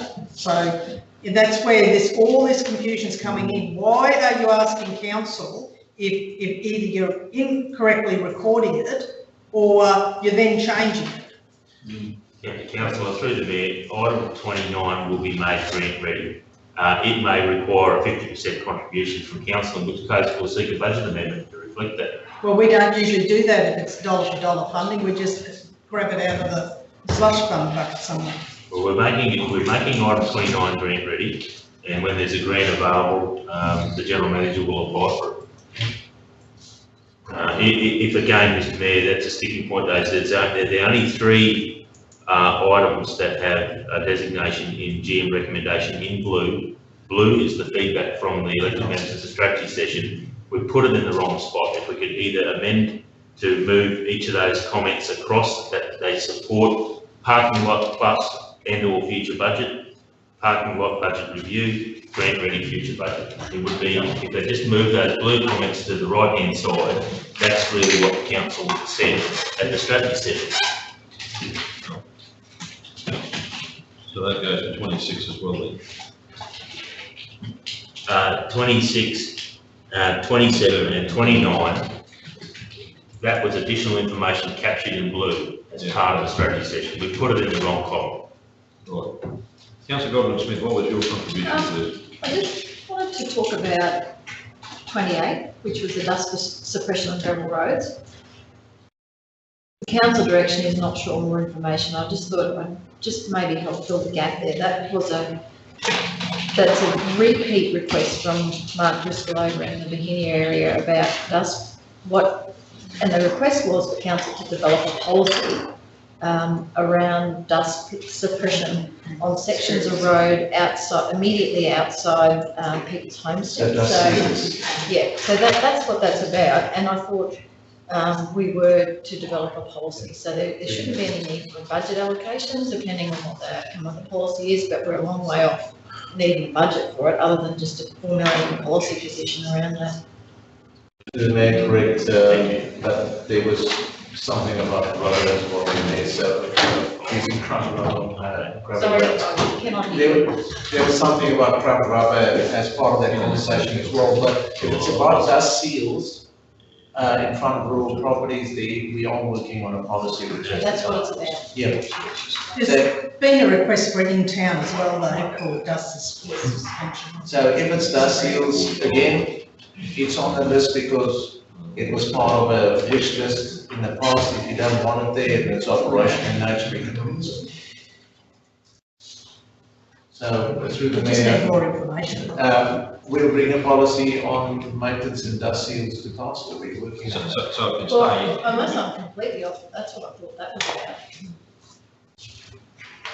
Well, there has been requests for dust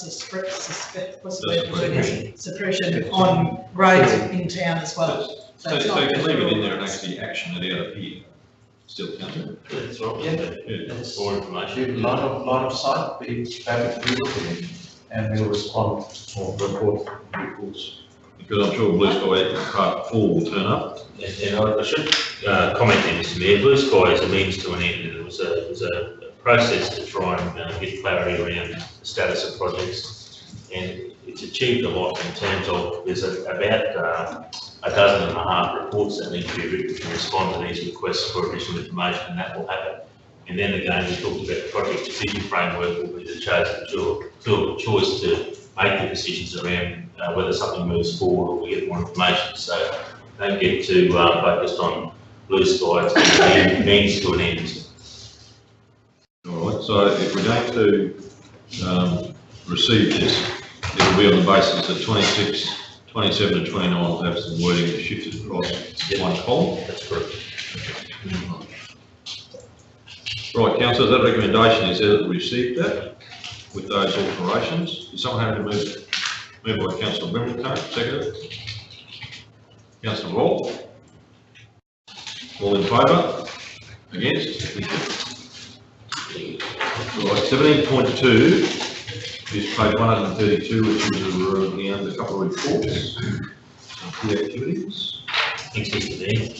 And I might ask Councillor Rolfe if she sees fit. This is actually her report that's been included in the agenda in this part of the meeting. Councillor Rolfe represented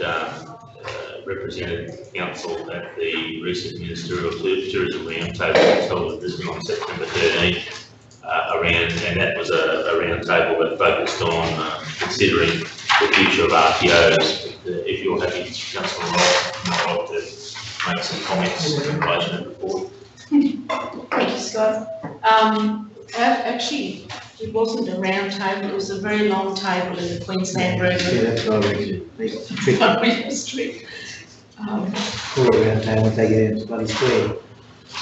So I have actually received an email from Garla Ryan, who's Queensland Tourism Network, about the Queensland Tourism Network meeting. She basically, from what I've got in the agenda, is very much what I took good notes, obviously. And from that, the outcomes and actions are that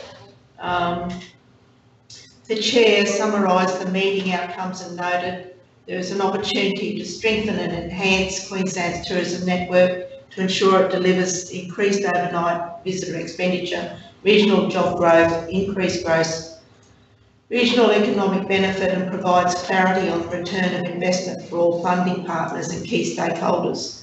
and a working group will be established to provide advice and recommendations to the Minister.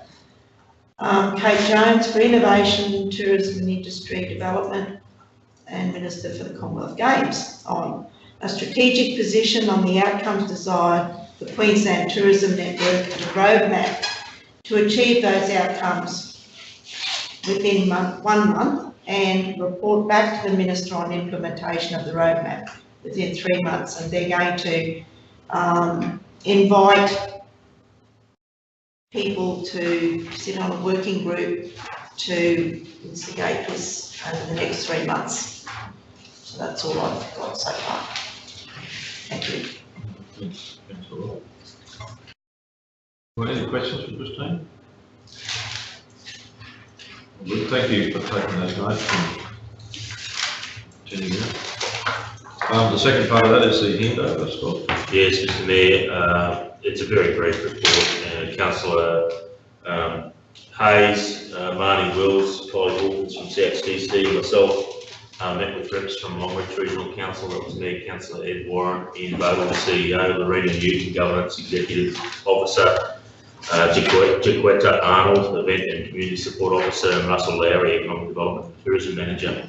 And it was a very good thing that we did, I believe, on behalf of the Western Queensland Local Government Association in fulfilling our outgoing roles of President and Secretariat, that is the Mayor and myself respectively, in doing a thorough handover. So they were in, I believe, they will be in a much better position than we were in taking over that responsibility from Buck-Baldwin Regional Council.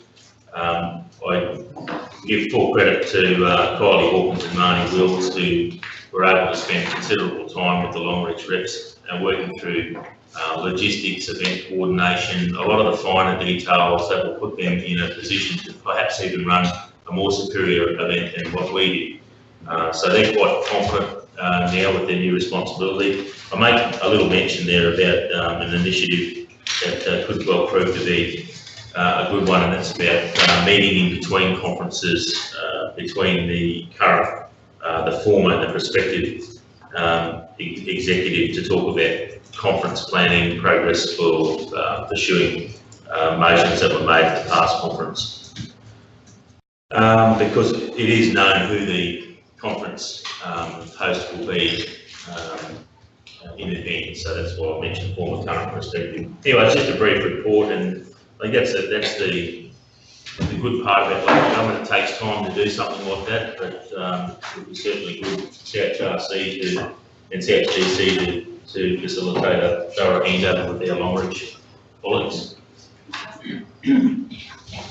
That's just me. Any questions? No, I'm greatly appreciative of obviously the great condition of the collateral and all of the books and the organisation.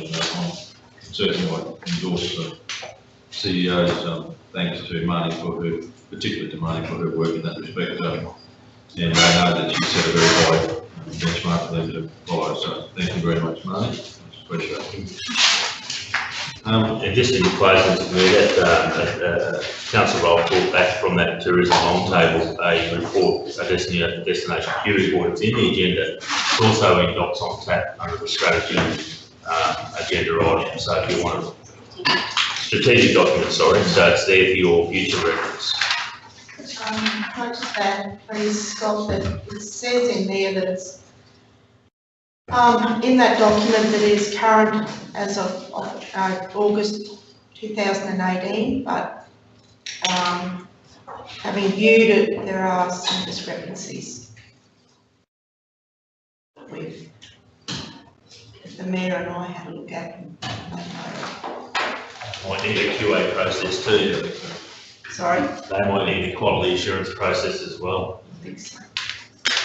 Well, Councillors, well, with that recommendation is that we receive those two reports. Does someone have any move those? Moved by Councillor Goldman, Councillor Cypher. All in favour? Against? Right, Councillors, the latest agenda item relates to the clean growth choices MOU.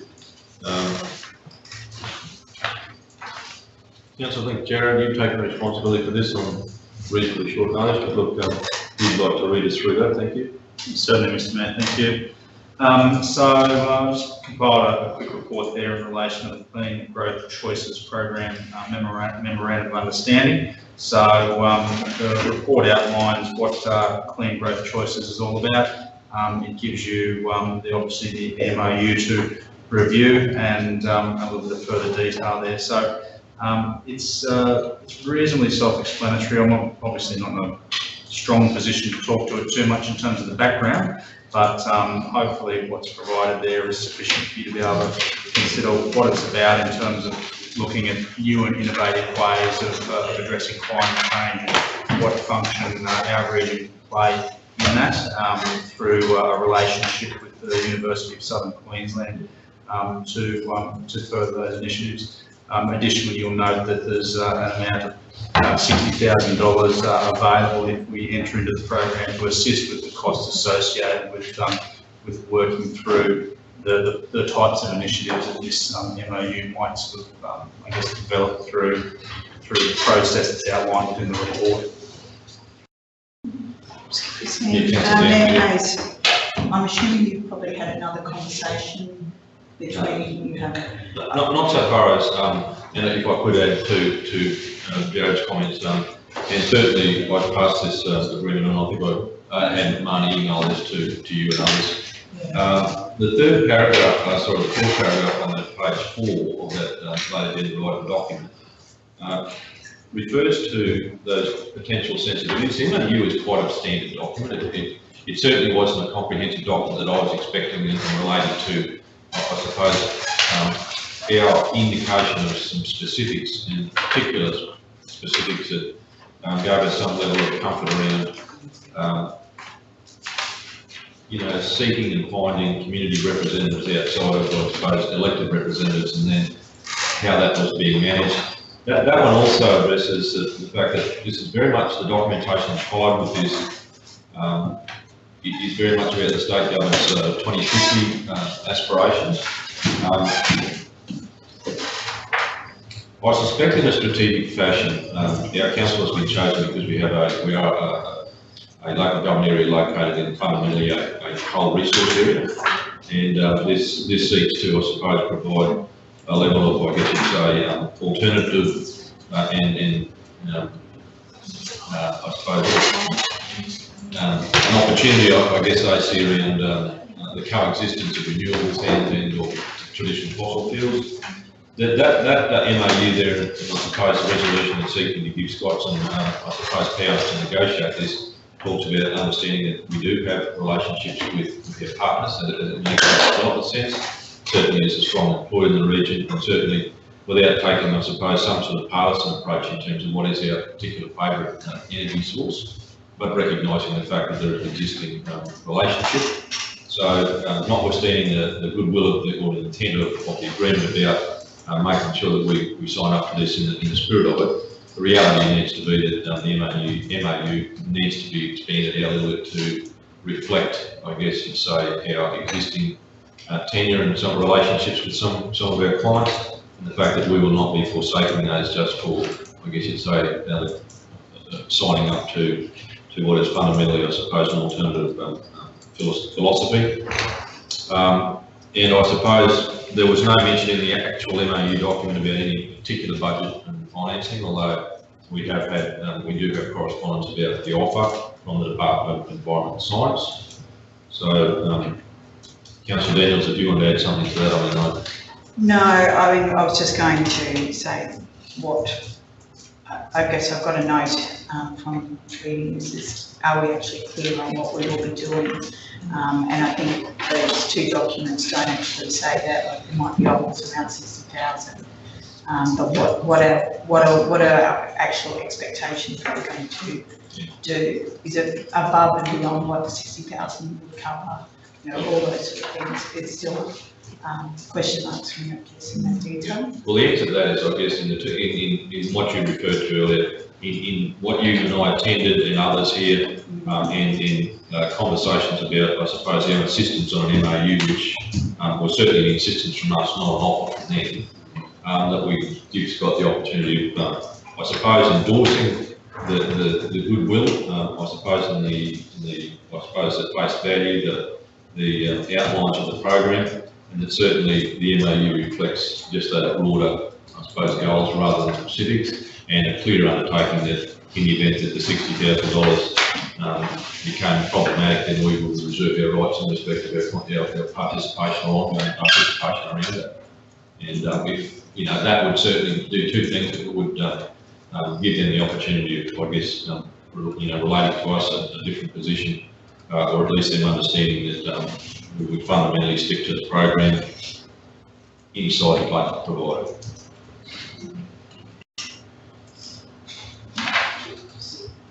So that recommendation is about, obviously, that that's as much information as we have, and being able to glean from them.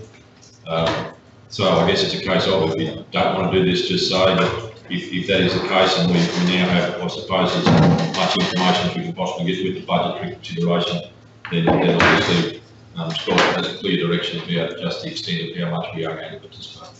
Sorry, Councillor. So just reading through this, Mayor, I've got a 5-year program, $60,000 to start it, but down here it says resource requirements will initially involve time of relevant councils and councillors' officers to work with the University of Southern Queensland to develop the outlined stages of the program. So we really haven't got a program yet, have we? Well, you have for 1 year. Sorry? It's outlined for 1 year there, not for 5, what it is. Exactly. But So, then in that first year, you're going to establish projects that will require additional funding. Or it says in the MOU that it will require additional funding if we, so we have no idea what this is going to, what we're getting ourselves in for. And I think that says that in the first part of the progress is about establishing some criteria.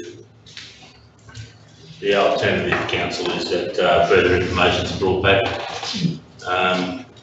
And we take no action. do you know what the program is? I think so. Well, I think there's an intent there, and it's now about putting a point on that. And it's whether or not you are happy for that to be progressed in between meetings or by council meetings. In between meetings by, or, you know, by endorsing me to play a role there, or whether or not I just bring an additional report back with some extra information and see council months. Yeah, see, they're assessing the pathways effectively starts this month and goes to December. We don't know what that is except other than what's written there. I think you need more information. Well, let's do that. Okay. So, do we need a recommendation then, just to defer pending the supply of additional information? Only need to move Mr. Daniels must be put to the vote. Right, moved by Councillor Daniels. We do that. All in favour? Thank you. All right, Councillor, I think that's clarification. That is all of the external agenda. Needed to go to closed session to deal with those two items. You loaded this up here. About grant applications from the Communities Department. On page 52. Oh no, there's a second part of that. So the grant application.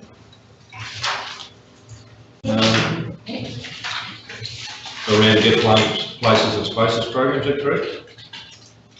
Through you, Mr. Mayor, the report that you have there in relation to the grants for the community departments in relation to 3 different opportunities that have come up recently. Yes. Would you like me to talk to that? Absolutely. Thank you. Just a bit of an update report for council. We've had, as mentioned, a number of opportunities come up recently. The Sport Australia Community Infrastructure Program, which was a grant opportunity that we initially were looking at to put in for the Mackindale Park lighting upgrades. But unfortunately, based on the tight time frame and not having the information readily at hand to be able to make that application for that particular project, we had to change tack on that and put in a grant application in conjunction with Bluff Rugby League for the replacement of their amenities facilities. The next grant opportunity mentioned there is Queensland Sport and Recreation Get Playing Places and Spaces, which closes on this Friday.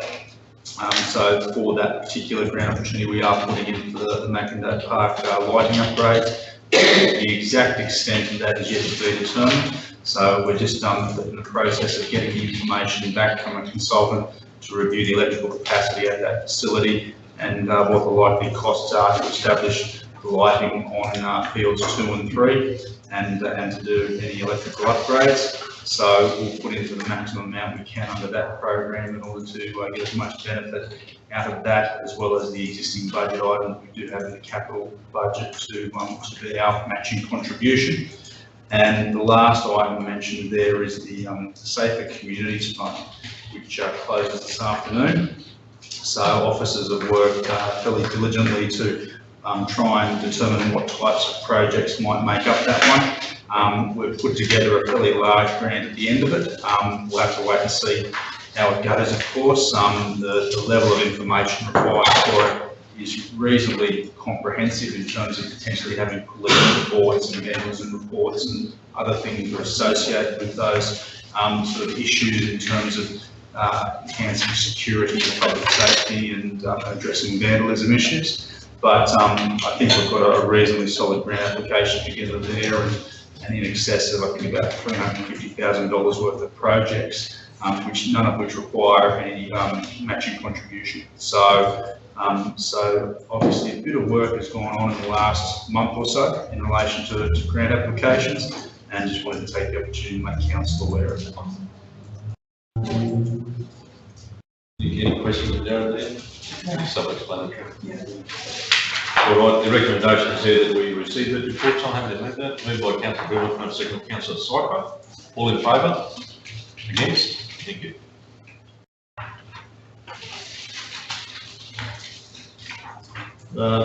Right, page 55 is the Ivy Anderson project. Jared, do you want to run through that? Certainly, Mr. Mayor, I'll do my best on that one. So again, I apologise for the lateness of the report and pulling it together. I was asked to provide a bit of information in relation to where things are up to on the Ivy Anderson project. I've had the benefit of our contract project manager, Carol Vertigan, pull together a lot of the details. So I am sort of taking a lot of that on face value. So I do apologise if the detail is not there that it needs to be. I'm happy to take that on notice. But ultimately, the report itself is providing a little bit of an update in relation to where things are up to currently, as well as considering some of the additional work that needs to occur in order to make that project shovel ready and to a point where it's, I guess, ready to pursue further and consider the costs associated with it. You'll note there's an estimated construction and project management cost amount in there of about $3.8 million towards the end of the report. So again, it's a case of looking at this one and seeing how much further the council wishes us to go with it. All right, councillors, well, obviously this was, I think, a conjunctive effort between Councillor Nixon and Councillor Syper. This was hinted at, I think, a few weeks ago.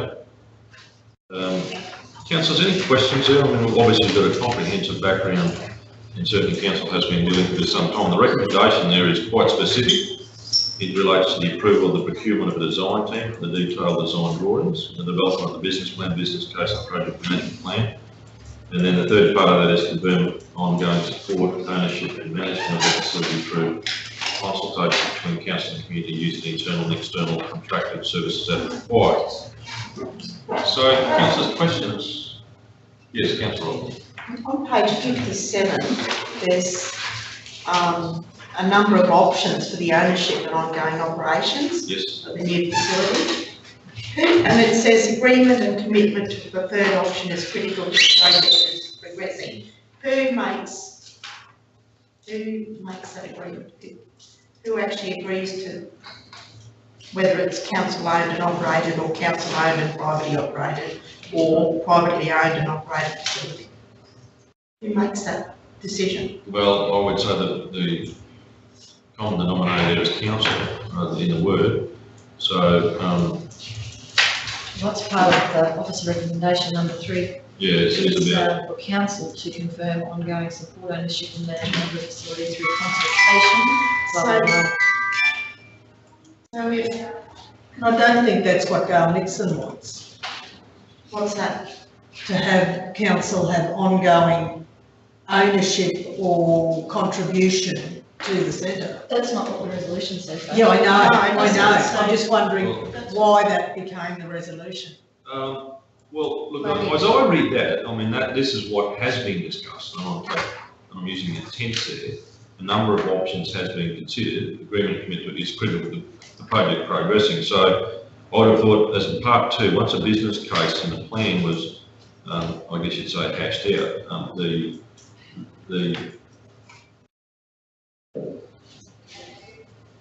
different, the option out of those would become pretty much, I guess you'd say, probably fait accompli once you know what the business case looks like.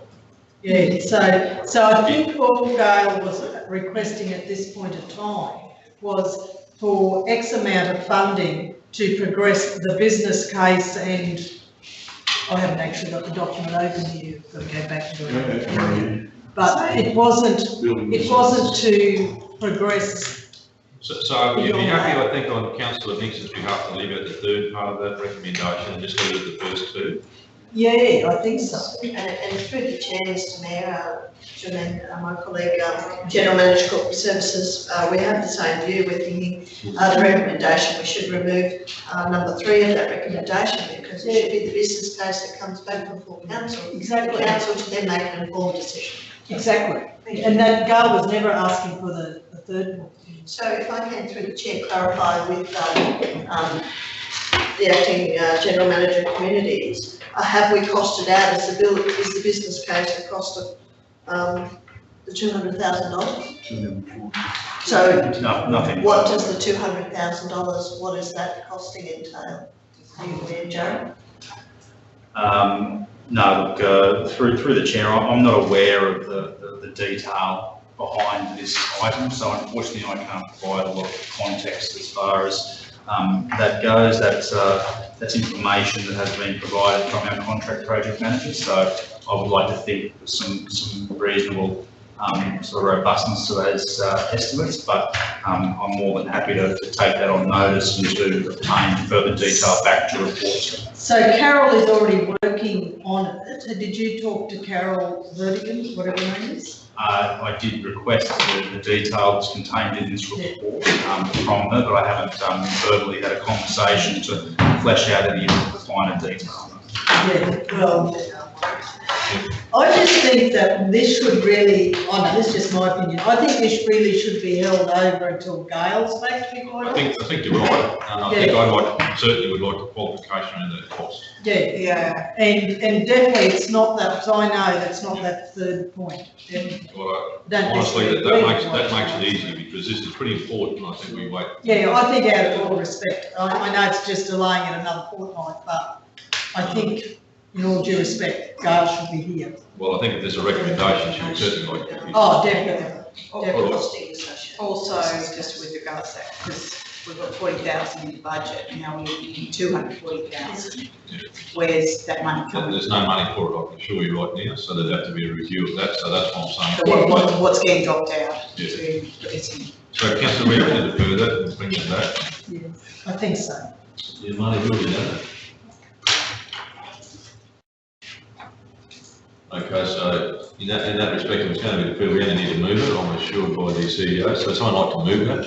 Yeah. We deferred, moved by Councillor Cycle, we deferred the decision of the provision of the costings and development of the business case. It's been moved, so all in favour? Against? Thank you. Right, that's all the latest agenda items. Now, before we go into closed session, there's a couple of items. Money, any general business? You had one. Oh, yes, that general meeting in Springshire on the 23rd of October. Yeah. If we can bring the meeting time forward to 2 p.m. to allow for schools in the area to attend the meeting. Have you agreed with that? I think all meetings should be moved to 2 o'clock. So we need a resolution in respect to that to the committee. So moved by Councillor McIndoe, seconded. Councillor Daniels at the meeting date of, there you go. 23rd of October. Yep. The inspector to commence at 2 p.m. Moved and seconded, all in favour? Against? Thank you. Any other general business? Councillor McIndoe. I was under the belief that we were looking to consider the people going to smart cities in Sydney on the 29th and 31st at this meeting. Well, we decided that at the last meeting, but something had come forward. That must have been at the communities. No, No, general it was business. general.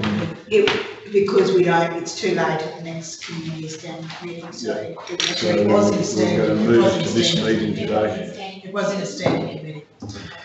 So I was hoping to discuss that further. The dates are the 29th and 31st, I believe. Find it, 29th to the 31st of October. Smart Cities Week, which is, I think, the same time as the LGAQ. Yes. Same dates. Yes, it is.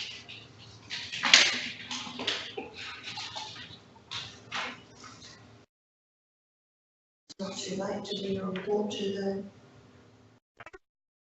External meeting. 11th of October. No. 9th of October, is that okay? Was that around the? Well, early bird? The early bird. I think through the mayor, we'd be beyond the early bird by now. Yeah, I wouldn't mind looking at the agenda for it, actually. Well, can we bring that back, Councillor McIntyre? You happy to bring it to that 1st October meeting?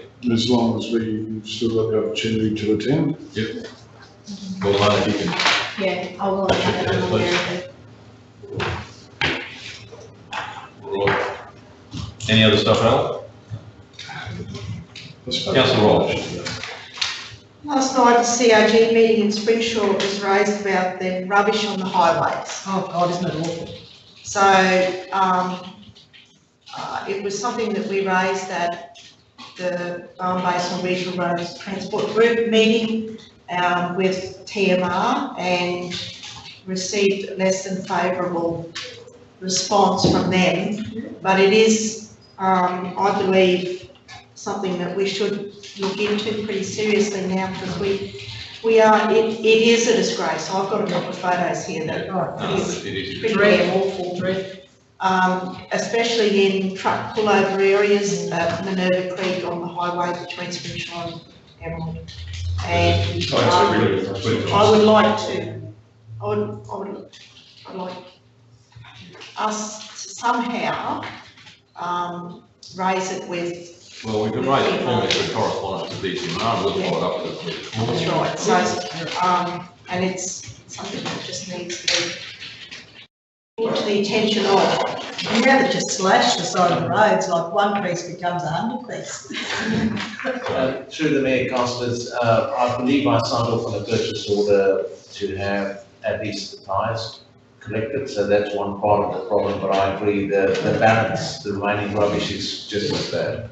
Gerard, the tyres have been collected, but the response from TMR is that because we did say that the western highways have got the pull-out areas with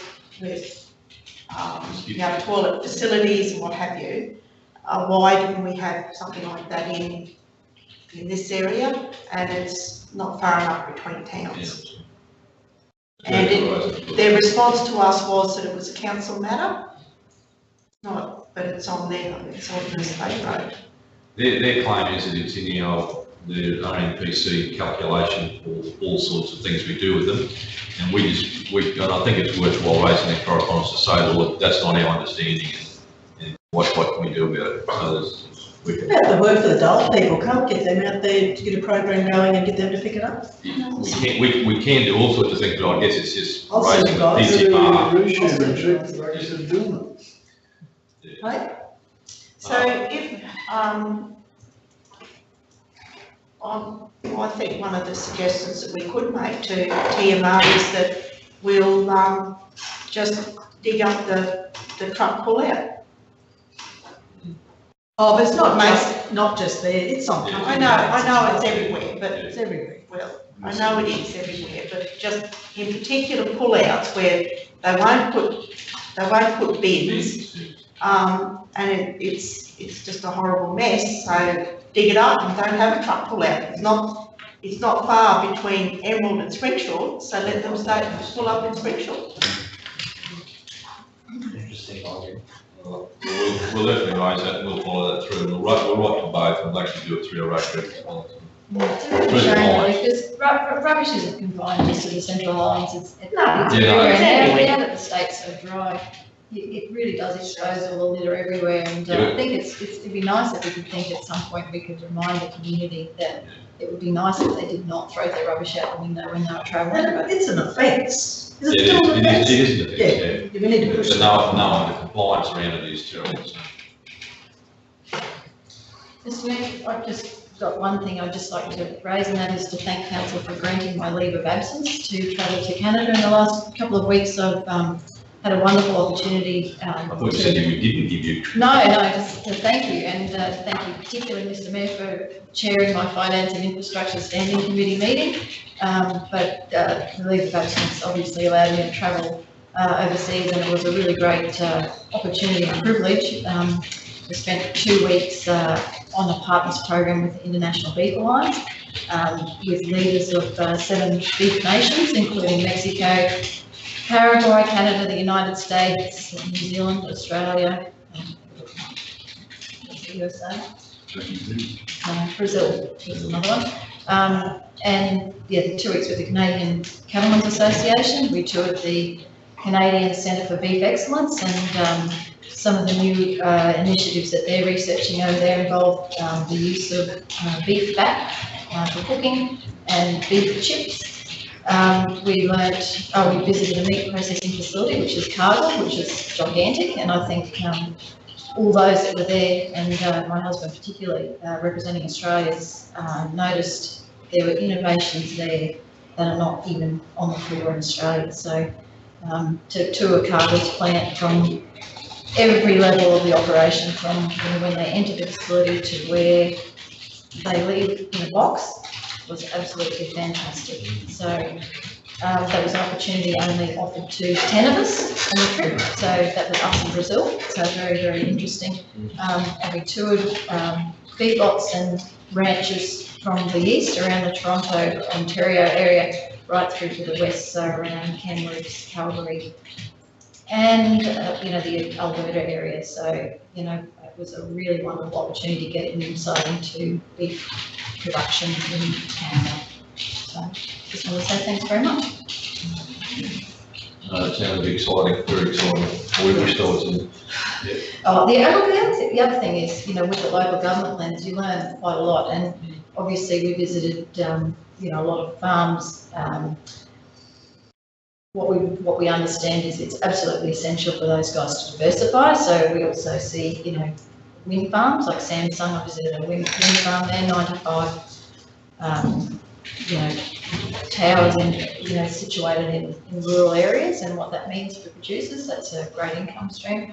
And the impact of a nuclear facility, what that does to communities, and the world's largest underground salt mines in the Ontario area. So we visited all those things, which was just part of the tour, as well as seeing some sites. But they do waste very differently over there. The bins that you see in the kitchen that we use for our lunch waste it looks very much like what they put out for bin collection. So there's no wheelie bins. It's very, very, very, very interesting when you have a look and see how their communities operate over there. So it's very, very, very good. Thank you very much, Mr. Smith. Councillor Swyler, yeah. I do have one, and I know the time's wearing on a bit, but I just want clarification. I'm looking at a document for the housing company, and I just want clarification that this is still current, it's not an old document, and it's for criteria. So the first criteria, you need to be employed by a local company. The second, unavailable for employees from mining companies. 3, principal place of residence and live locally, not available for Dido and Topple FIFO. And this is for workers and their families who want affordable long-term housing and be part of the community. Is that still the current criteria? Oh, I would think so. You wouldn't think so? No, I think it is. Oh, I think it is. It's a one-pager. It's on the website. It's the criteria around, the eligibility. Yeah. So that you haven't changed the criteria? Well, I'm not aware that's changed. Yeah. Okay, that's okay. I just have a question then, and you'll take this on note because I doubt would be able to answer it for me without finding out. But can you give us some reassurance that the people living in those units do not work for a mining company or a contract mining company? Oh, I will answer it, Mr Mayor, as best as I can at this point. I you can take it on note if you want to. I'm happy to take it on notice, absolutely, but I'd be advised the information I would have to hand at the moment. In regards to having been involved in some requests that come through in regards to, generally the practice is that a tenant will apply, information will come through to the council officers to make a decision in regards to the suitability of the tenant for that property. Around that criteria. Around that criteria, and at that time, that criteria will be applied. And is there a clause in the lease agreement that if they then get a job in the mines, that they have, they've got to exit that premises, or can they continue to go on living there? That's not something I can specifically advise you of, councillor, and we'll need to come back to you. Thank you. I'm thinking perhaps not, because we have received some information of recent time in regards to a tenant may have complied with the criteria, their circumstances have changed, but we've not been advised that by the property management. So there's something there to be looked at and something there to be tidied up. So can you bring that information back for us, please? Yes. Just give me some reassurance that there aren't people employed in the coal mines living in that housing. We certainly do the best we can up front. Circumstances may change, but as you point out, there may be opportunity then to make provisions within the lease. Although we need to ensure though we're adhering with RTA provisions as well. So. Chase it up. Thank you, guys. Right, any others? All right, councillors, we do need to go into closed session. You will have a later agenda item, sorry, a closed session item and a late closed session item. If you both got those, please, upload the box on tap, so you should have those. So, Councillor McIndoe suggested we go into closed session. Someone want to second that, please? Councillor Roll. All in favour? Thank you. So, as the standing orders referred to,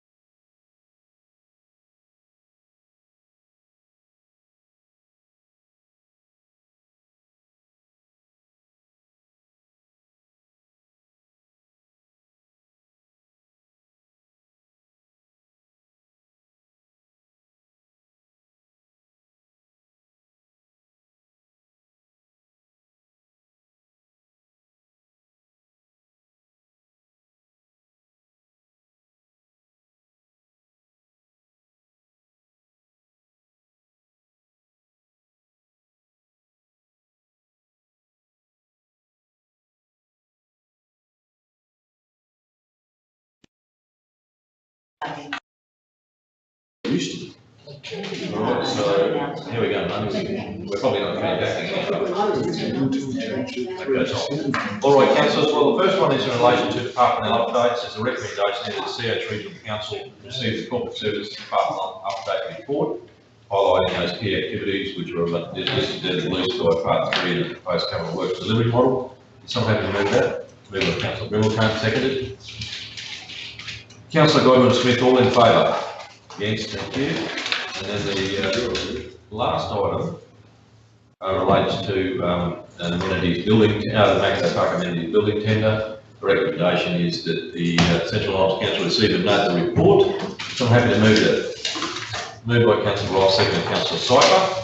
All in favour? Against? Thank you. Right, Councillor Sitmani, is it? Whose turn is it to do the washing up? Look, councillors, thank you very much. It's been a long day. I'll declare the meeting closed at 5:26 p.m. I think we did everything on the agenda today. Sorry? I think we actually completed